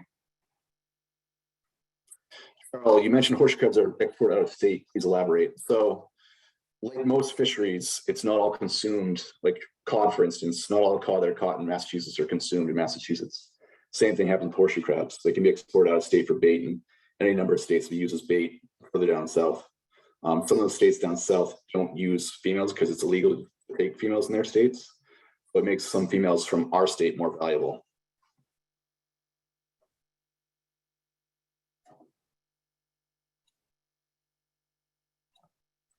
Are they limited in what regard do you mean?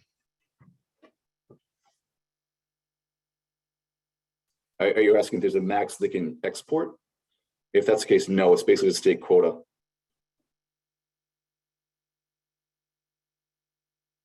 If they're caught and landed, they can be, depends on what the dealers want to do. If they want to keep them local, they can. If they want to export them, they can. There's no restrictions on that part. And again, we're talking about bait crabs here.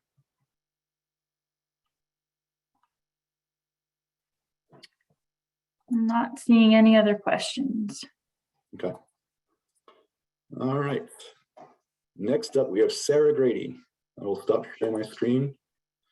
Sarah. All right. Sarah's from Mass Bays, and she did a dissertation on horseshoe crabs. And it's something that I think is pretty relevant right now based on some of the stuff we're seeing. So I asked her to join us and give her a talk today. So Yeah. All right. Sounds good. So this is work that I did when I was in graduate school, which I don't know, believe it or not, was about 20 years ago. Hard to believe it's been that long.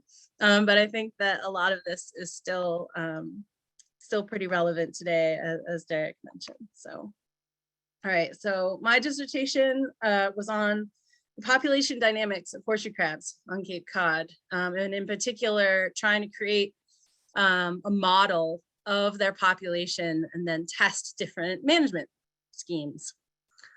So I'm going to start actually with my acknowledgements because it's been a while since I've had a chance to thank all of the people that contributed to this. I went to the Boston University Marine Program, which at the time was at the Marine Biological Laboratory. So I never had to go really into the city.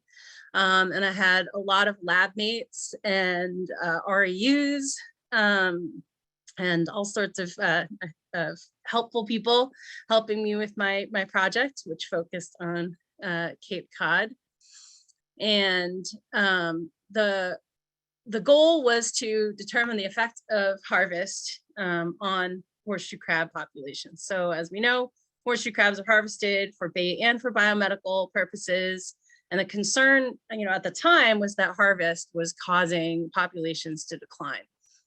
And that harvest could have effects on a bunch of different things. It could affect the density and abundance of crabs.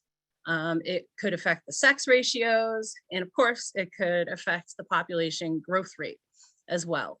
And a lot of the work that had been done had focused on just spawning populations. So we wanted to capture the entire horseshoe crab population from egg to adult, spawning and non-spawning. So what practices would allow for a sustainable harvest of horseshoe crabs? So if you're affecting density and abundance, that's simply fewer crabs. You could be affecting sex ratios because the harvest prefers females, the eggs are just better bait. Of course, population growth rate would be affected by harvest because it would result in less reproduction and more overall mortality or lower survival. So I focused on 3 different estuaries on Cape Cod: Barnstable Harbor, Pleasant Bay, and Stage Harbor. And at the time, there were different harvest rates in the 3 bays. So Pleasant Bay was kind of a low harvest estuary because it was relatively protected, being a Cape Cod National Seashore. Barnstable Harbor, it was sort of a moderate harvest, and then Stage Harbor and the nearby area was a harvest that was about 10 times that of Barnstable Harbor. So the way that I gathered my information, because I was not just looking at those spawning crabs, was to go on big snorkeling adventures in those estuaries. And so I overlaid a 250 meter square grid on each of the estuaries. And at each point, snorkeled a 100 meter transect. And every horseshoe crab I found, I measured. I figured out whether it was male or female. and I tagged it. And at the time we were using Floyd tags, which are the ones that kind of look like the tags you get on your clothes. So this is the map of Barnstable Harbor. And then did the same thing for Stage Harbor and Pleasant Bay. So Natalie mentioned some of the tagging information she discovered. One of the questions that we wanted to answer, if we're using these different harvest rates, was, are the crabs kind of staying in these particular estuaries, or are they mixing up a lot? And we found that in general, they were kind of staying put. We found some, in fact, on the same mud flats, and we did give them, some time to move around. This was, this was a couple months later, at least, for the same year. And then for the ones that were tagged in 2003, which were the dotted lines, we found them in the western end of the bay a year later. So they were staying where they were. And just to sort of add to that, this was not part of my dissertation because it was later, but we kind of found the same thing doing tagging in Duxbury Bay, where we tagged 500 crabs over the course of 3 years. And we've had 13 so far, and they all stayed within the Bay complex, all 13 that we found. The longest duration was about almost exactly 4 years, and it was found on exactly the same beach, exact same place by the Powder Point Bridge, alive. So after doing those snorkeling surveys, we found that for the most part, all 3 bays had similar density distributions. There were quite a few places where you wouldn't find crabs, but then in general, you'd find a certain percentage that had a few, and then an even lower percentage that would have a lot. So that was helpful to know. We also found that there were differences in the size and sex ratio between the different estuaries. So for males, the Barnstable Harbor males were smaller than the Pleasant Bay males, which were smaller than the Stage Harbor males. And the Barnstable Harbor and Pleasant Bay females were about the same size, but much smaller than the Stage Harbor females. So we were talking earlier about sort of some differences between, north of the Cape and south of the Cape. It was interesting to kind of see that. As far as sex ratio is concerned, you'll often see the spawning sex ratios have many, many more males than females, but in the overall population, the sex ratio tends toward about 2 to 2.5 to 1. And that was what we found in those 3 estuaries as well. So how do you create a model of a population? Well, so say you have a given crab. That crab has a certain percent likelihood of survival, or if you think about it the opposite way, it has a certain percent likelihood of mortality. That surviving crab then also has a percent likelihood of either growing within a certain amount of time or not growing, staying the same size. In addition, if it is a spawning or sexually mature crab, it has a certain contribution that it's going to be making to the future of the population by laying eggs. And so the modeling really focuses on the female side of the population because that's where that fecundity, that egg production is coming into play. So if you look in sort of the lower left-hand corner here, this is sort of a basic version of what's called a stage structured matrix model, or a stage structured model. So you have 4 different stages here, and they have a likelihood of staying the same size, but surviving during the time step, or growing and surviving during that time step. And then when they get older, they have this contribution that they're feeding back into the beginning. to support population. So that's a basic version of the model. And this is what my model looked like. So what I did was I structured this based on the available data that we had. And I'm going to go into where this data came from in the next slides. But pretty much we had lots of information on the first year. So we had information about egg production.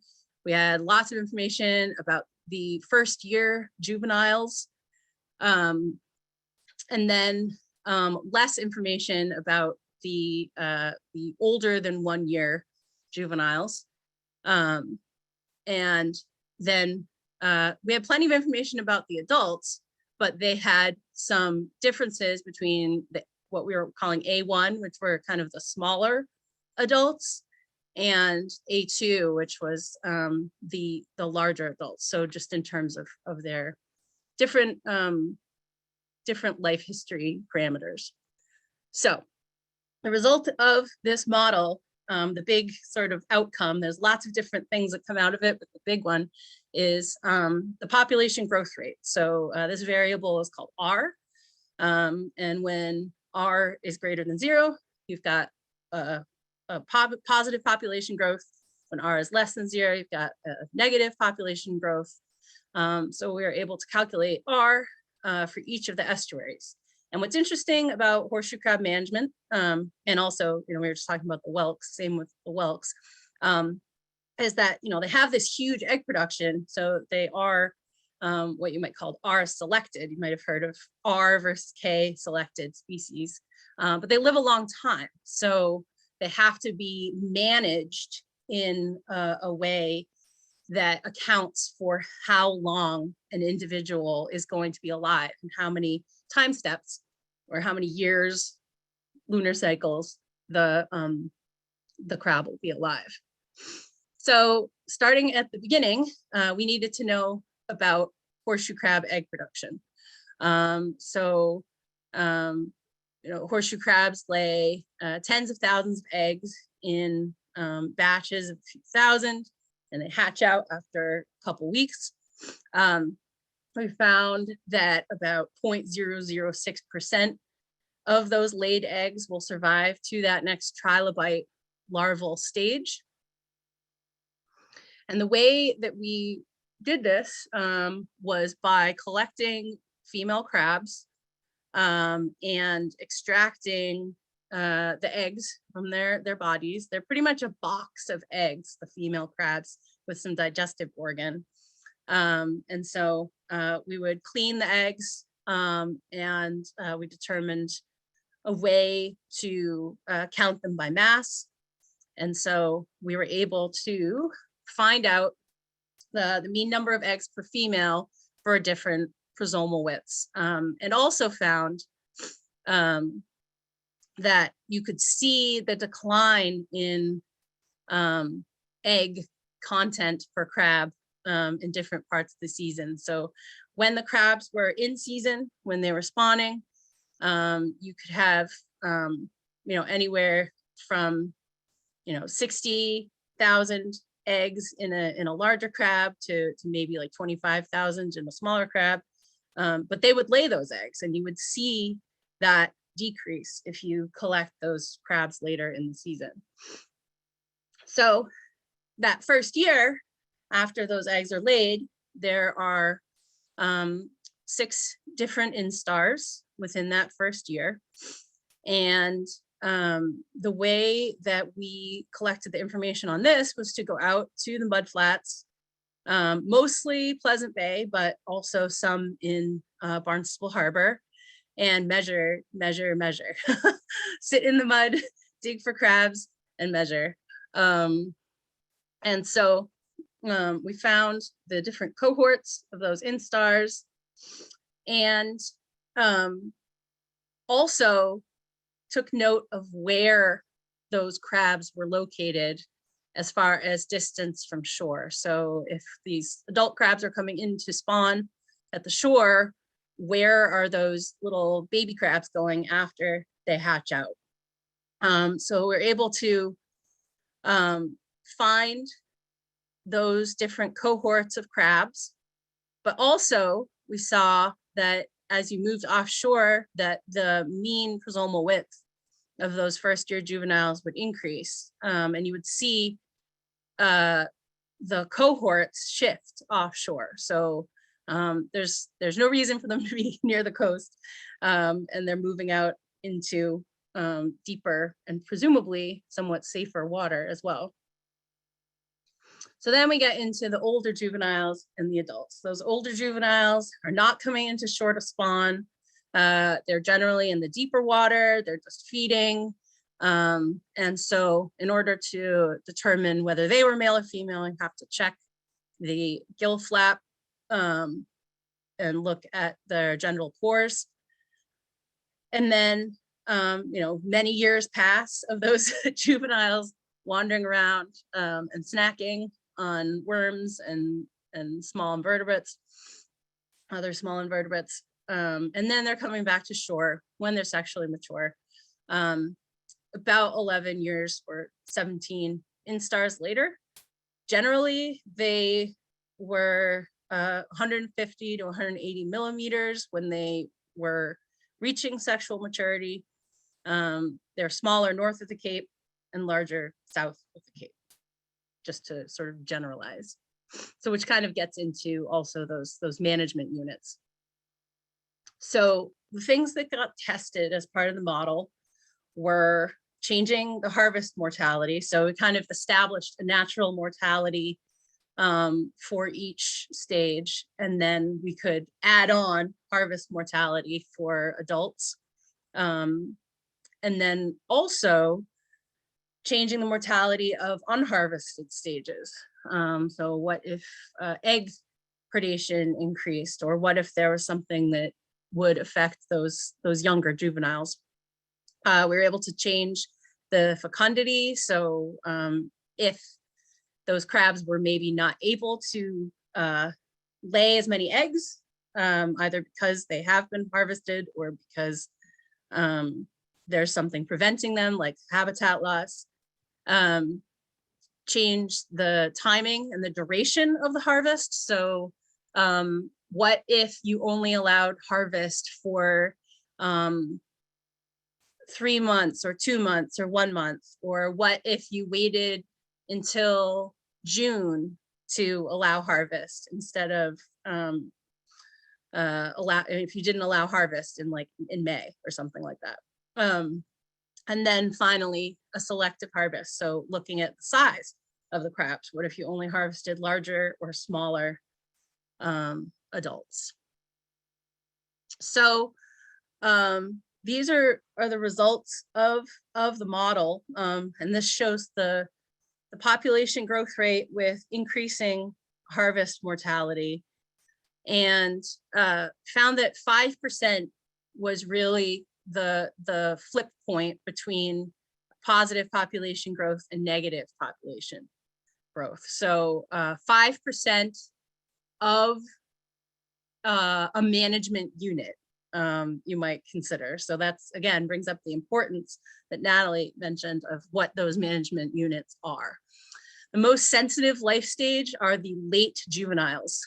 So those would be subadults, potentially large enough to be caught up in a harvest, but not actually mature enough to have contributed to the future population. So it brings up the most important thing when looking at these population models is the importance of reproductive potential. So for a given female over its lifetime, it's going to contribute a certain amount of future crabs to that population. If it's larger, it's a larger female, it's going to have a greater contribution. And if it has more time to spawn, whether over a given season or over multiple years as it's coming towards maturity, that is really what affects the growth of the population. And we did find that size really mattered. So this shows that population growth rate with looking at the, hang on a second. trying to move the little bar so I can see something. All right. So if you're increasing harvest mortality of larger horseshoe crabs, and then you look at 4 different harvest mortalities of smaller adult horseshoe crabs, the harvest of the larger crabs really doesn't have as much effect, that much effect on the population growth rate. What's really affecting the population growth rate is the harvest of smaller adults, and then of course, like I previously mentioned, larger juveniles.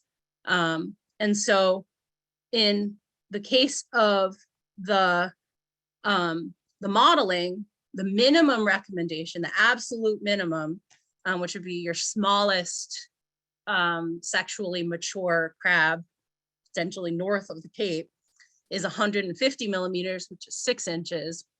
But the modeled recommendation was really 220 millimeters or 8.7 inches. So, but that would represent, so if you weren't harvesting any crabs smaller than 220, that's sort of that ideal. But you can obviously have a mix of different sizes. But again, the greater that size limit, obviously the better for the future reproductive potential.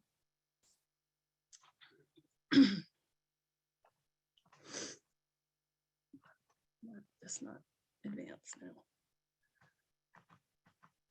Hold on. All of a sudden my slides are not advanced. Oh, there we go.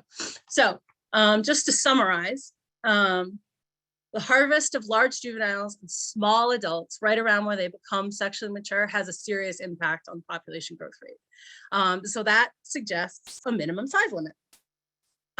Quotas are important to keep the harvest less than 5% of the total population. But I think that would really be at a much smaller management unit level. A statewide quota is not going to target each estuary appropriately with those harvest levels. And then finally, reproduction peaks early in the season.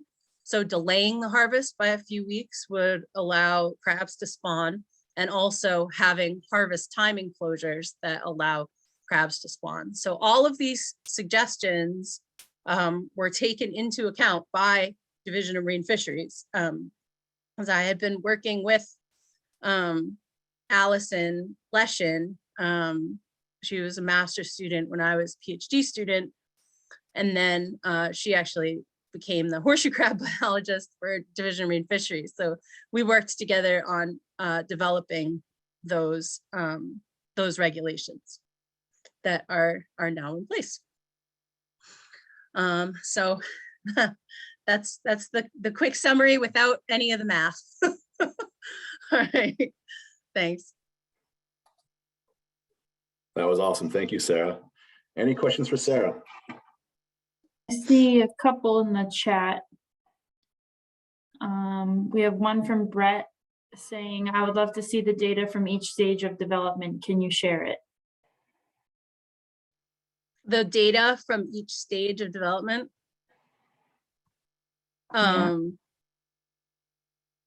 Like in terms of like growth rates and survival rates and things like that. Yes. So that's in my paper.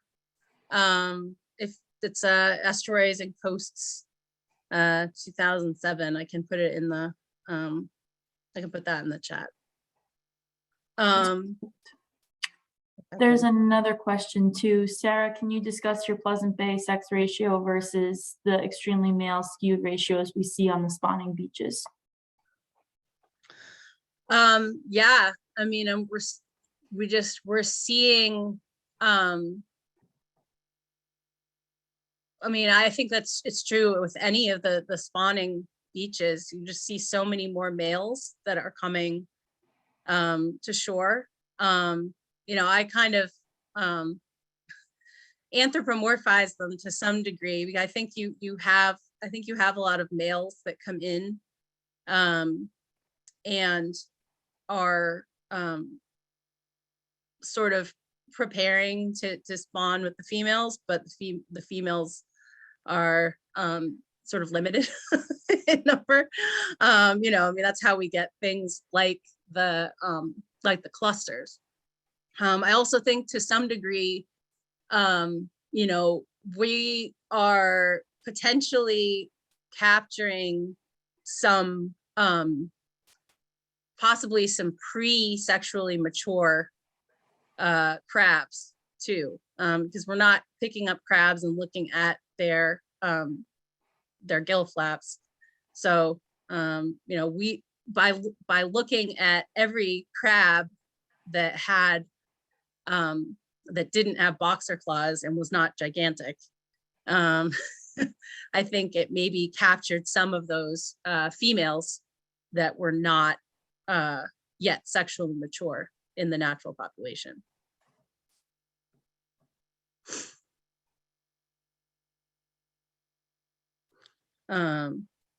So there was something. Oh yeah, I need to get that reference. But yeah. Anything else?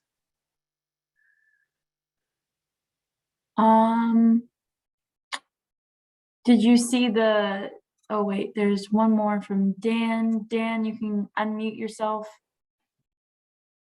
Okay, Sarah, when you were extracting eggs from females and determining how many eggs they had, their survival rate looked really, really low. I mean, when you dig up a clutch of eggs, they almost all hatch. So are you talking about viability to hatching, or how many are going to make it through the gauntlet of their larval stage, or what was that 0.016 or whatever it was, very, very low rate of survival that you listed for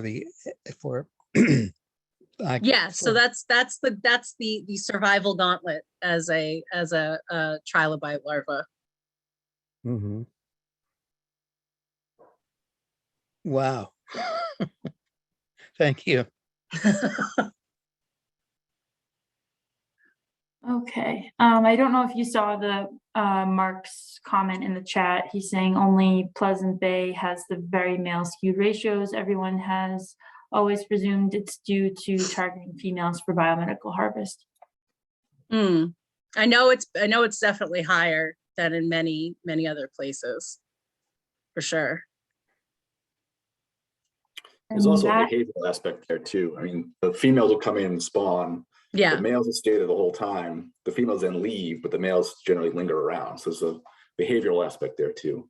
So yeah, I mean, at the end of the surveys, the females have, well, beginning and the end of the survey season, I'd say, you're not seeing the females there yet, and then you'll see a lot of males, and then the females are done, they're empty, they're gone, and the males are still milling around.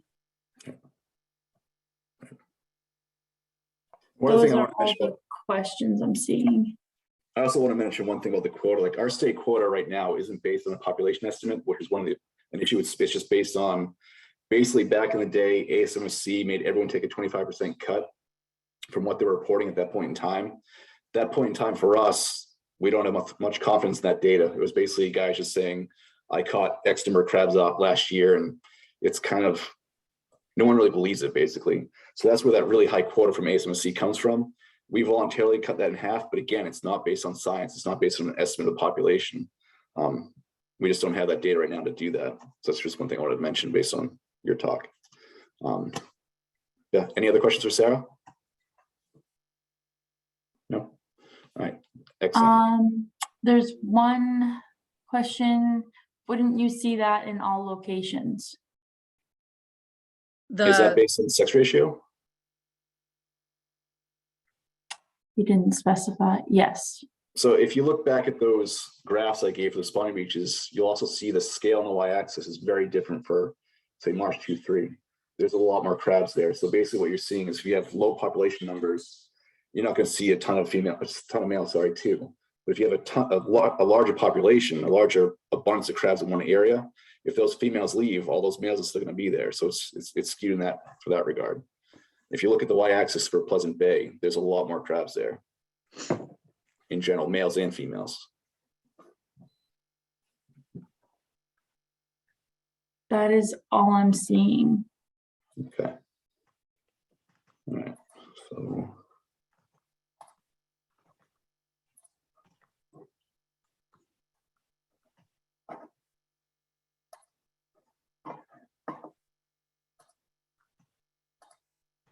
All right, you guys seen the big screen? Looks good. Yep. Okay, cool. All right, so this is going to tie in really nice with Sarah's talk, so thank you. But first, I'm going to start off with, well, actually, no, I'm going to start with this part. The appropriateness of the 7-inch minimum legal size. Again, just like the whelk, that 7-inch minimum legal size isn't based on biology, it's based on market preference. Some dealers actually prefer 8 inches until the fishermen only bring in 8-inch crabs. I'm just going to grab my laser pointer. So we're seeing a decline in size in the horse crab market sampling programs, basically mostly with females. So piggybacking on an effort to evaluate spawning beaches, this is something that was done in 2004. Frank Germano, our original horse crab biologist, went down and talked to all the town constables, shellfish constables, and basically gave an estimate of the number of crabs that were spawning on beaches. It's basically just, is it major spawning beach, is it minor spawning beach? It wasn't based on any data, it's just basically personal opinion. So basically what we're trying to do for our environmental review program is go through some of these beaches and get estimates and get some count of the number of crabs spawning these beaches. We're doing that right now because it comes into play when there's things like beach nourishment or seawalls, things like that. Our environmental review program wants to know if that's a spawning beach. So we're trying to get data for that. Piggybacking off that, when we're going out and doing that, we're also measuring the size of crabs we're seeing on beaches. Sometimes it's a little bit less effective because we're definitely up the North Shore. We don't see many crabs up there, so our sample sizes are fairly low. But sometimes when we're doing Buzzards Bay and Pickett Sound, we see some more crabs. The current minimum legal size is 7 inches, which is based on market preference. Like I said before, it's not based on biology. Minimum legal size is usually set around 50% maturity. It's less of an issue with hand harvest because with a hand harvest, all those crabs coming from the beaches are mature. That's what they're going there to do. They're going there to mate. But it's a larger issue for the dragger fishery, which we're seeing increasing lately. So personally, when I've been on the spawning beaches, I don't think I've ever seen a female crab south of Cape Cod, where most of the harvest is at 7 inches. We started measuring them. The majority of the crabs are harvested south of Cape Cod, and most of them are now caught by draggers. So to refresh, this is the same figure I showed you before. This is the size of maturity down in New Jersey. This is the black lines here, the median sizes that we measured. Each individual year is here. The number of crabs we measured is reflective in the width of the box. So wider boxes mean we measured more crabs. But what you're seeing here is a decline in size after 2014. Basically, we're always below that size of maturity from New Jersey. So we're seeing a decline in the size of crabs, which means there's probably more juvenile crabs there. For males, we're not seeing much of a trend there. That seems to be fine for males, but for females, we are. And like I said before, during the spawning season, we're seeing larger crabs still around, with smaller crabs being landed by the dragger fleet later in the year. We saw why that's a concern based on Sarah's talk. So going around measuring the crabs, again, very low sample sizes in some areas. The box widths here are reflective of the sample size, so that we've had more in Buzzards Bay here because we're doing spawning surveys at Swift Beach. We're measuring these crabs during the spawning season, during the lunar closures, which is a little bit tough because we're at Swift Beach 3 days out of those lunar closures. We're trying to get the counts and measurements on the other dates. But basically what you see here for males, crabs are really small in Pullman Sound, Boston Harbor, a little bit bigger over here. These figures are arranged by median width, this is for somal width. So you see there's a gradient going this direction. But basically all the males from Nippitt Sound, Pleasant Bay, Buzzards Bay, and Eastern Cape Cod are close together. That 7-inch minimum legal size seems to be fairly appropriate for the males. The median size is still a little bit above it. That blue line is the minimum legal size right now, 7 inches. For females, you see a pattern here where that 7-inch minimum legal size is not appropriate. And basically, we're not seeing any female crabs below 8.2 inches on the spawning beaches. So we're about an inch below, at least, from the smallest spawning female crab. This green line here is a reference point. This is 9.5 inches. Basically, that's the size from Nantucket Sound, where their median is right there. You saw in the whelk fishery, that's where we set the minimum legal size. So it's kind of taking the same kind of idea. This is where most of the horse crab harvest is from. And that's the median right there. Buzzards Bay, like we talked with Natalie's talk, that's where we see our biggest crabs over here.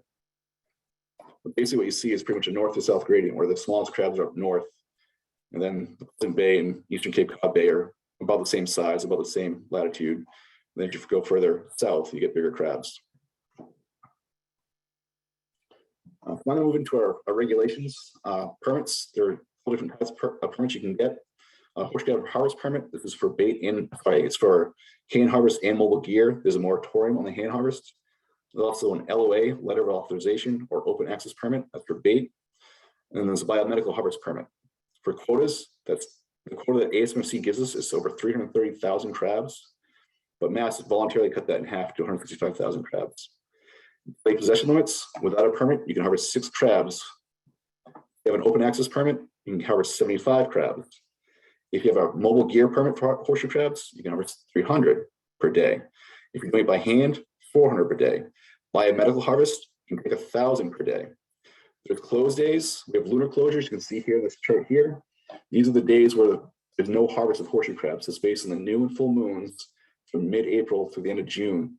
This year, we're gonna have 6 lunar cycles that are close to harvest because there's actually 2 in April, which is kind of rare because usually we're only doing half the month, but we have 2 moons that fall in the second half of April. So there's gonna be 2 in April, 2 in May, and 2 in June as well. There's also closed days for Friday and Saturday during the fluke season for mobile gear only. It's unknown what's going to happen with this. It's talked about rescinding this for fluke. So I've asked about what it's going to mean, and it's not known yet.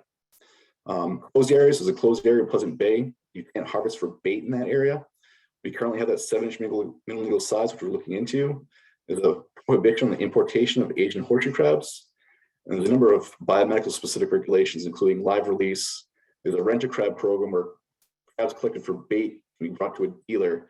The bait dealer can then give them to the biomedical firms to be bled and then sent back to the bait market. There's also a number of BMP restrictions. They're basically placed in the permit. You're not going to find those with a Google search and regulations, but they are there. But it's something we're trying to change and get these more into regulation as opposed to a permit condition. So we didn't meet in 2020, so we didn't get a chance to talk about the 2020 changes. 2019 changes during the 2020 meeting. Pleasant Bay has been closed to bait harvest for a while now, since 2006. It still is, but the nature of that regulation changed. It was a director's declaration. Now it's an officially codified regulation. It's still the same effect, but just the way it's a regulation has changed. The fluke increased. The period 1 fishery, which was during this time of year, the trip increased from 500 to 1,000 pounds to give the guys a better chance at reaching their quota. The change was made in November 2019, so it actually impacted the 2020 season. The period 2 fishery, Saturday fishing was allowed starting 9/21, November 21st. Friday fishing was allowed starting November 1st. And the limit again increased to 1,000 pounds. This is for closed areas.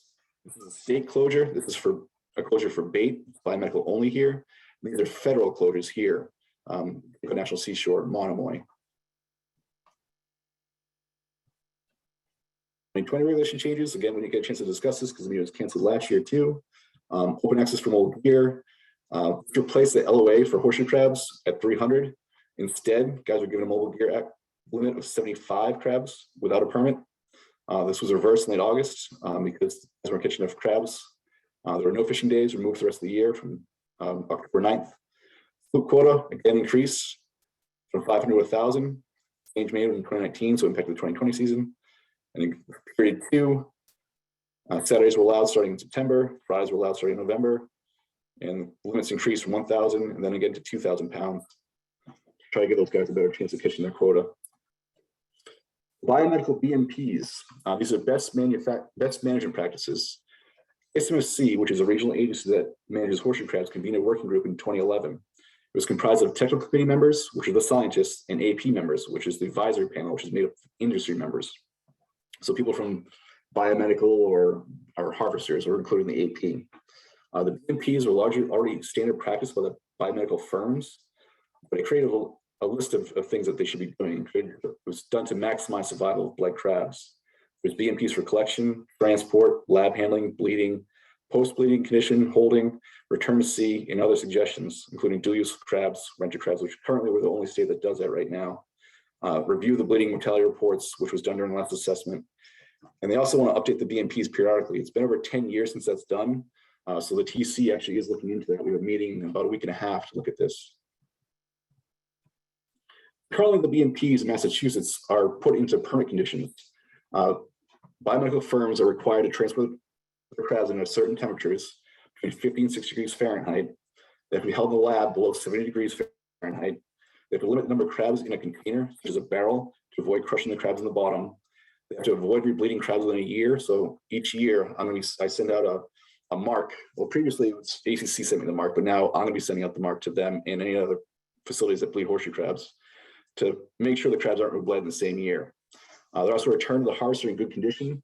That's a requirement. And return to the area of harvest. And the crabs have to be kept moist. New for 22, there's a regulation that says the crabs can be out a maximum of 36 hours out of the water. The goals of the BMP are to decrease likelihood of survival. And one of the things we want to do is think about the future and direction of this fishery. If it continues to expand, we want to try to get ahead of that. If it changes the way crabs are collected or when they're collected, we want to be thinking about that. I also want to make BMP's regulations as opposed to permit conditions. I think that makes it more transparent. I think that's good for the prospective biomed firms. If they're coming into an area, they know exactly what the conditions are. It's good for researchers because there's a lot of studies that really don't apply to the BMPs. And if they're not using the methods of the biomedical firms, it's really hard to use that data if it's not relevant to what they're really doing. It's also good for the public to know what's really going on. One example of the research that's been done on horseshoe crabs not using BMPs is from this paper from Hurt and Berkson, where there's a range from 0 to 29.4%. And basically what they use was a high stress environment. So they held them up for 5 days, exposed them to heat and everything else. And they also drew varying amounts of blood. If they took out 40% of their blood and exposed them to heat and kept them on the water for 5 days, you got almost 30% mortality.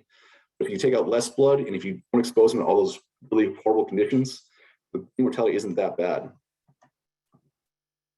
So we're trying to avoid things like that. So there's a number of other BMPs that are in that 2011 document. I won't read these all to you because you can read them on your own. But there's a number of things we're looking at that may or may not become regulations at some point in the future. We're looking at this the state of Massachusetts as well as the TC up and down the coast.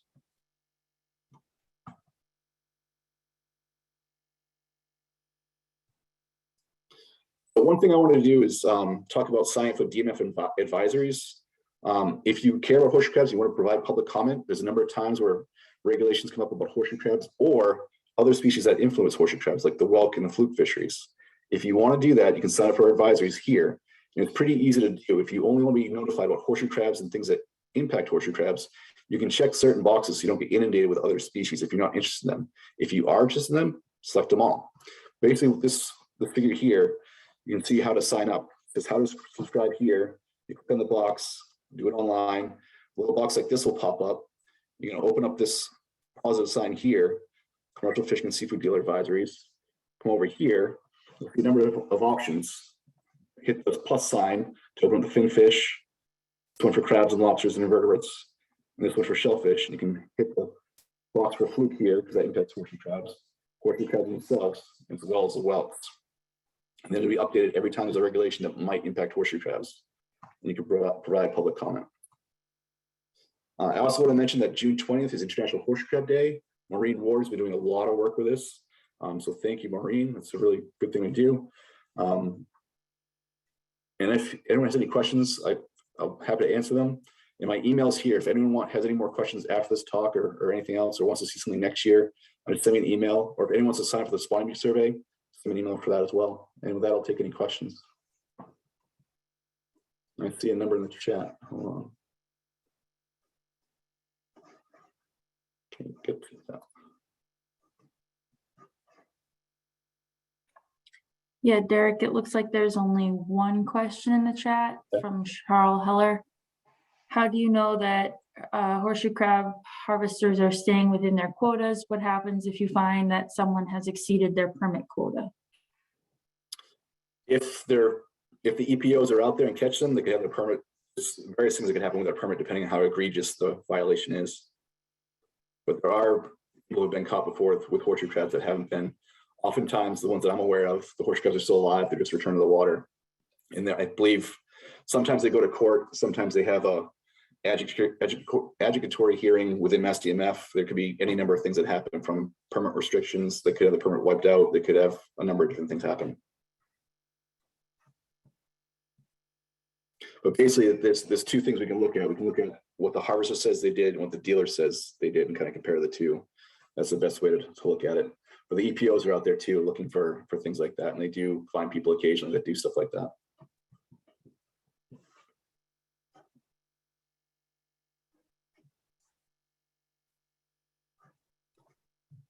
There's a couple more questions. What is the reproductive potential for blood crabs? That's really not known. I mentioned before that one study that was done post-bleeding, looking at their direction of movement, stuff like that. But again, they used methods that weren't consistent with the BMPs. They kept them out of the water for a long time, stuff like that. So it's really not known. That's something that we really need to know. I think if anyone's out there looking for a research project, that's a big one. And then there's one more. Can we access this webinar recording, and how? I can answer that. I can post this to our YouTube channel, and I will link the YouTube. Just give me a minute and I'll throw that in the chat as well.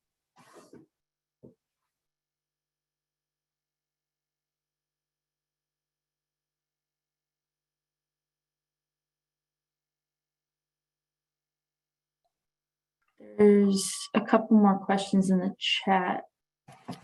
Derek, if you want to look. There's a request for Dave Smith to talk about a paper that he published. Is Dave Smith on? I'm not seeing him. He might be gone now.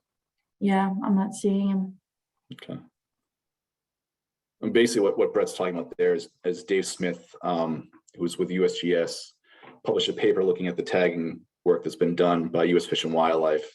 And basically what that paper said was that those crabs that were bled had a pretty good, compared to the crabs that weren't bled, the crabs that were bled had a pretty good chance at surviving compared to the ones that weren't bled, which is counterintuitive.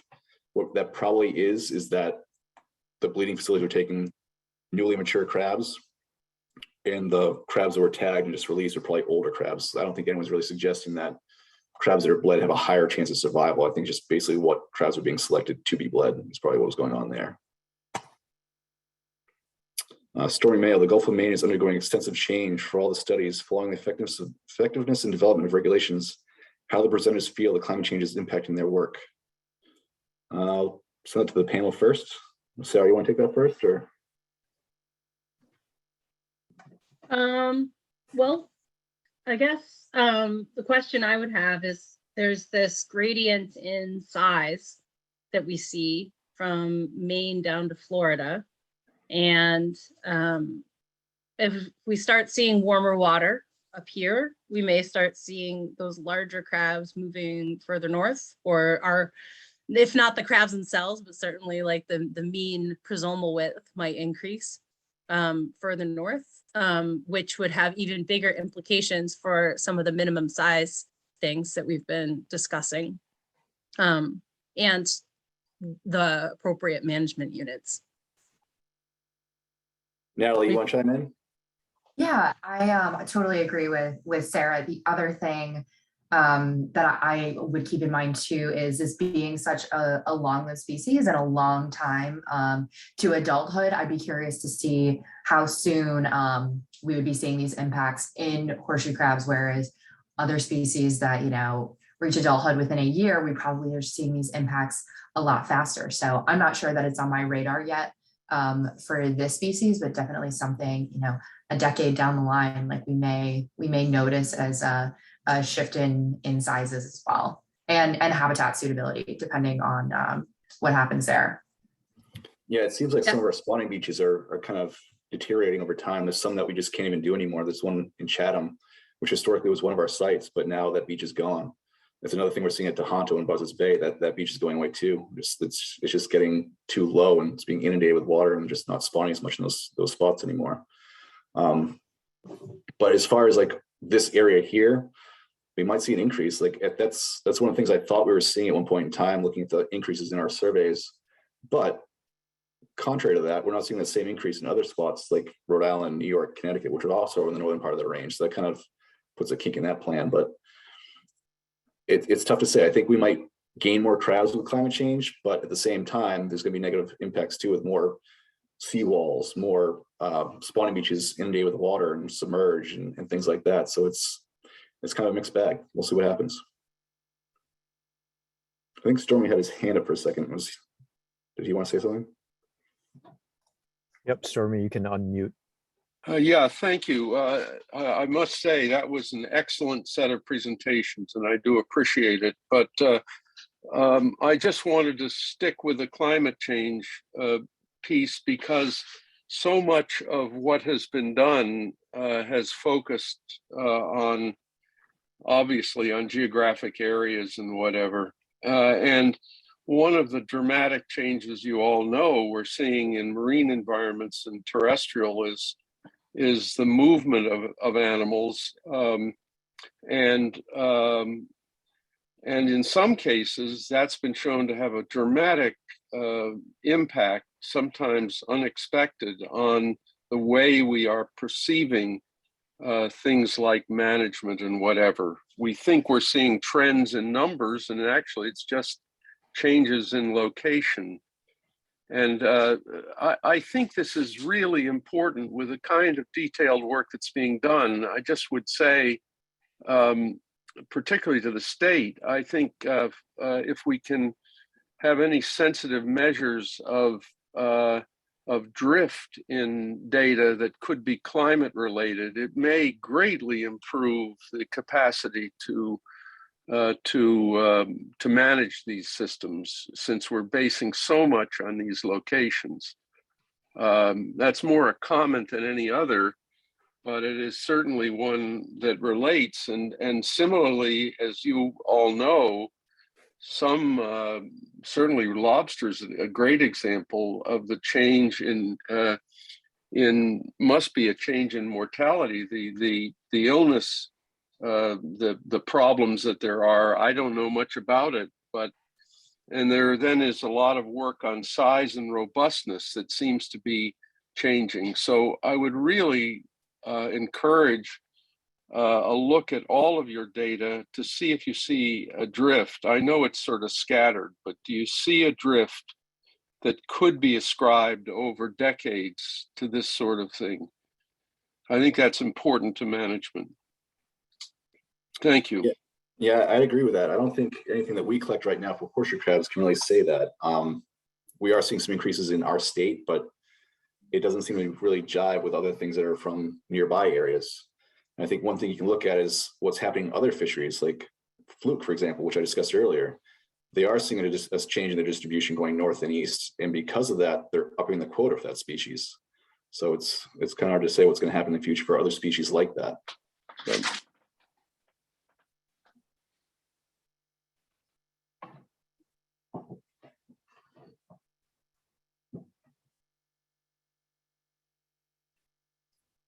let's go to Charlotte first. Can anyone speak to the concern that migrating bird counts are way down? Are there horseshoe crab eggs to sustain the other species that depend on them? That's one of the things we looked at recently. We had some requests for looking at downstream species, things that eat horseshoe crab eggs. There was a number of them, like silver sides and some other species of fish. What we were seeing was an increase in all those species. So it's kind of hard to tell like what's really driving certain downstream species. As far as the bird counts, I am not an ornithologist, so I can't really speak to that. I'm working on a project right now, kind of on the other side of the shorebird and feeding ecology thing, because we talk a lot about horseshoe crab eggs sustaining the red knots on their northward migration, but we don't talk a lot about the southern migration, which involves stopping off the coast of Massachusetts and eating small benthic invertebrates, particularly blue mussel spat. So I'm doing a research project with Mass Audubon and the Department of Defense and Texas A&M right now to look at restoring some of the blue mussel populations to see how that impacts red knots. Department of Defense? Mm-hmm. How's that tie in? Yeah. So that the reason why is because the mouth of the North and South Rivers has an Air Force recreation area, and they own a lot of great coastal habitat that is frequented by shorebirds. So they're providing funding for the research. Oh, gotcha. Cool.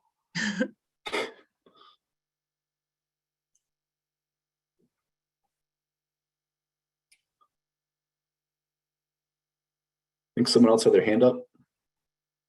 Did I see that? Is that gone? I don't think so.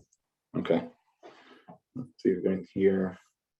Mark, now that we're hitting the quota annually more frequently, perhaps annual now due to fluke drag changes, look hard at mass quota and how it developed seems to matter because you never hit it. Yeah, like it's if that's your opinion, I highly suggest you go to public meetings and voice that. I mean, there's a lot of sides to that, and if you go to public meeting, there's gonna be a lot of different people with a lot of different opinions. And that's one of the things that I see going back and forth from different groups. It's amazing to see the differences in opinion, where I'll go to this group and everyone's for horseshoe crab and doesn't want to see them taken. But if I go to another group, they're asking why they can't take more because there's so many of them and they're eating all the shellfish. So there's a lot of different groups with a lot of different interests in the species.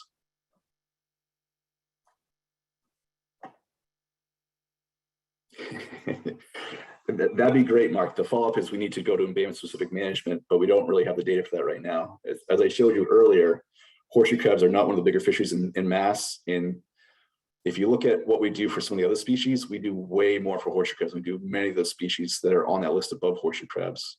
The reason why we do so much with horseshoe crabs is because of people like you guys in this group who have that interest. There's a lot of public interest in species, even though it's not a huge fishery, but there's a lot of things we don't do much at all with that are above that list in the fisheries listing.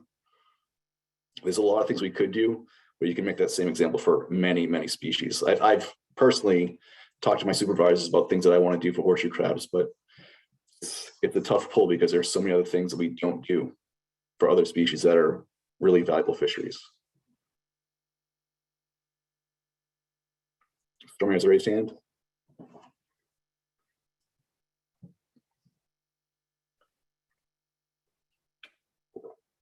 Let me see. Can you hear me? Yep. I saw that the return of crabs from biomedical happens where they were caught or nearby. The implication was nearby. Given the genetics information we had, maybe someone could comment on whether there should be a more strict return to where they were caught, or is that immaterial? I mean, should that be managed tightly?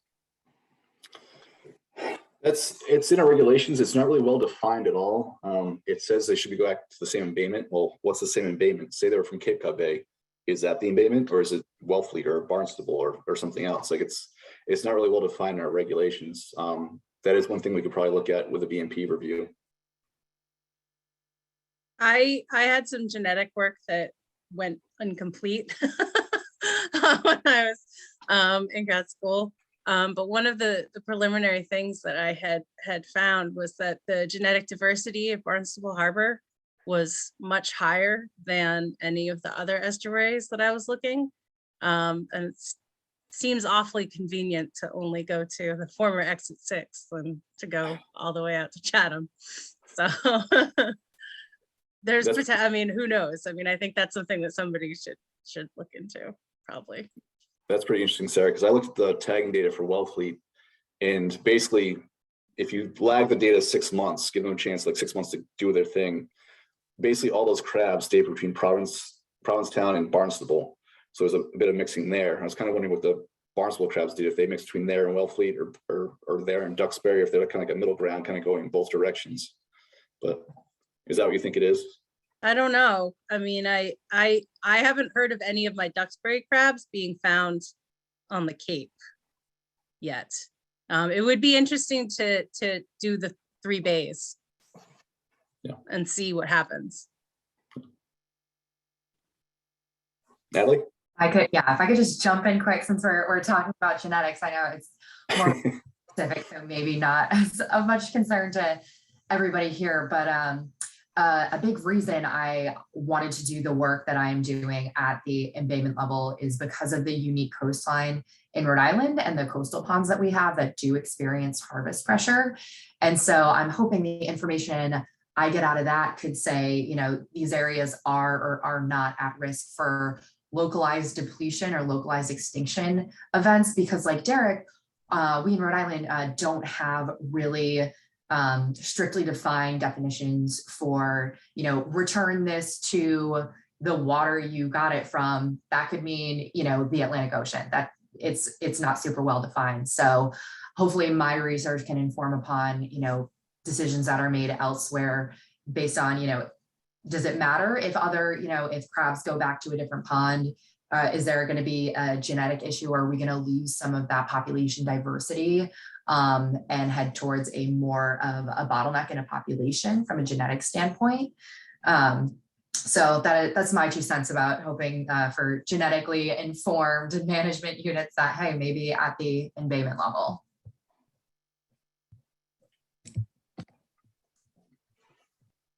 I see a comment in chat from Charles. There's some disturbing claims made about the biomedical industry being unregulated in the recent Defenders of Wildlife report. Do you think that this claim is justified for mass? I'm not sure which one that is. I've read some. I'm not sure if that's one I'm more familiar with or not, but there's so much misinformation about the biomedical industry. It's insane.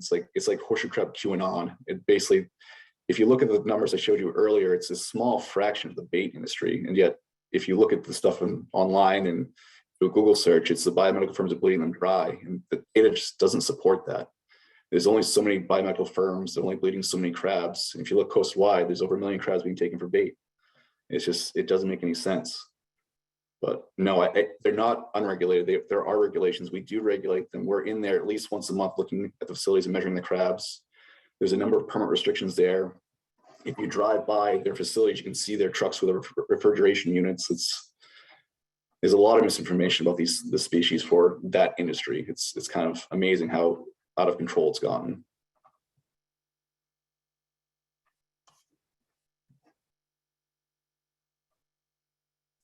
From Jade, are horseshoe crabs on the North Shore of Mass being monitored or surveyed at all? Is there interest in such work? While not harvesting often right now, as mentioned, the population may shift northward as water temperatures increase. Asking from Parker River National Wildlife Refuge in Newberry. We've done some work up there, just looking to see, looking at the spawning beach map that we did before. We're not seeing a ton up there. Based on the size of the crabs that are there now, there's not going to be much harvest. They're small crabs. They're infrequently found.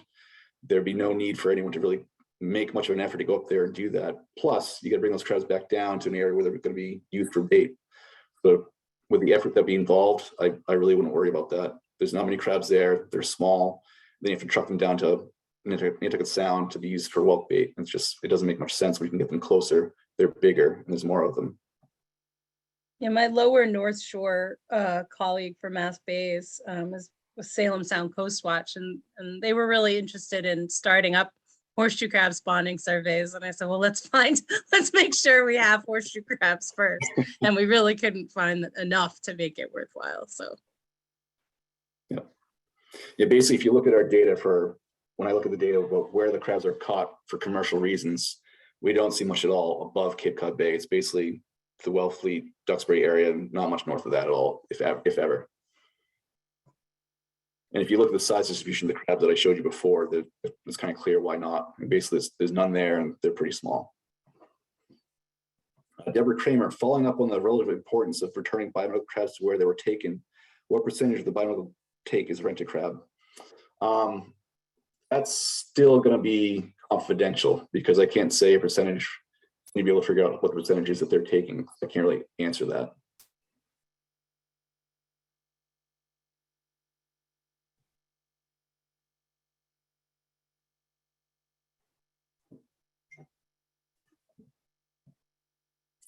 Any other questions?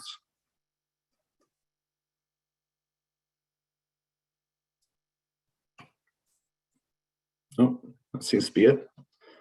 Well, thank you everyone for coming, and especially thank you to Sarah and Natalie for your presentations. Those were awesome. I really appreciate that. Also, thank you to Alex and Julie for helping arrange this meeting. If you guys have any questions, you can email me. You should have any emails. If you want to get something to Sarah or Natalie, I can forward to them as well. But thank you all for coming. If there's anything you guys want to see for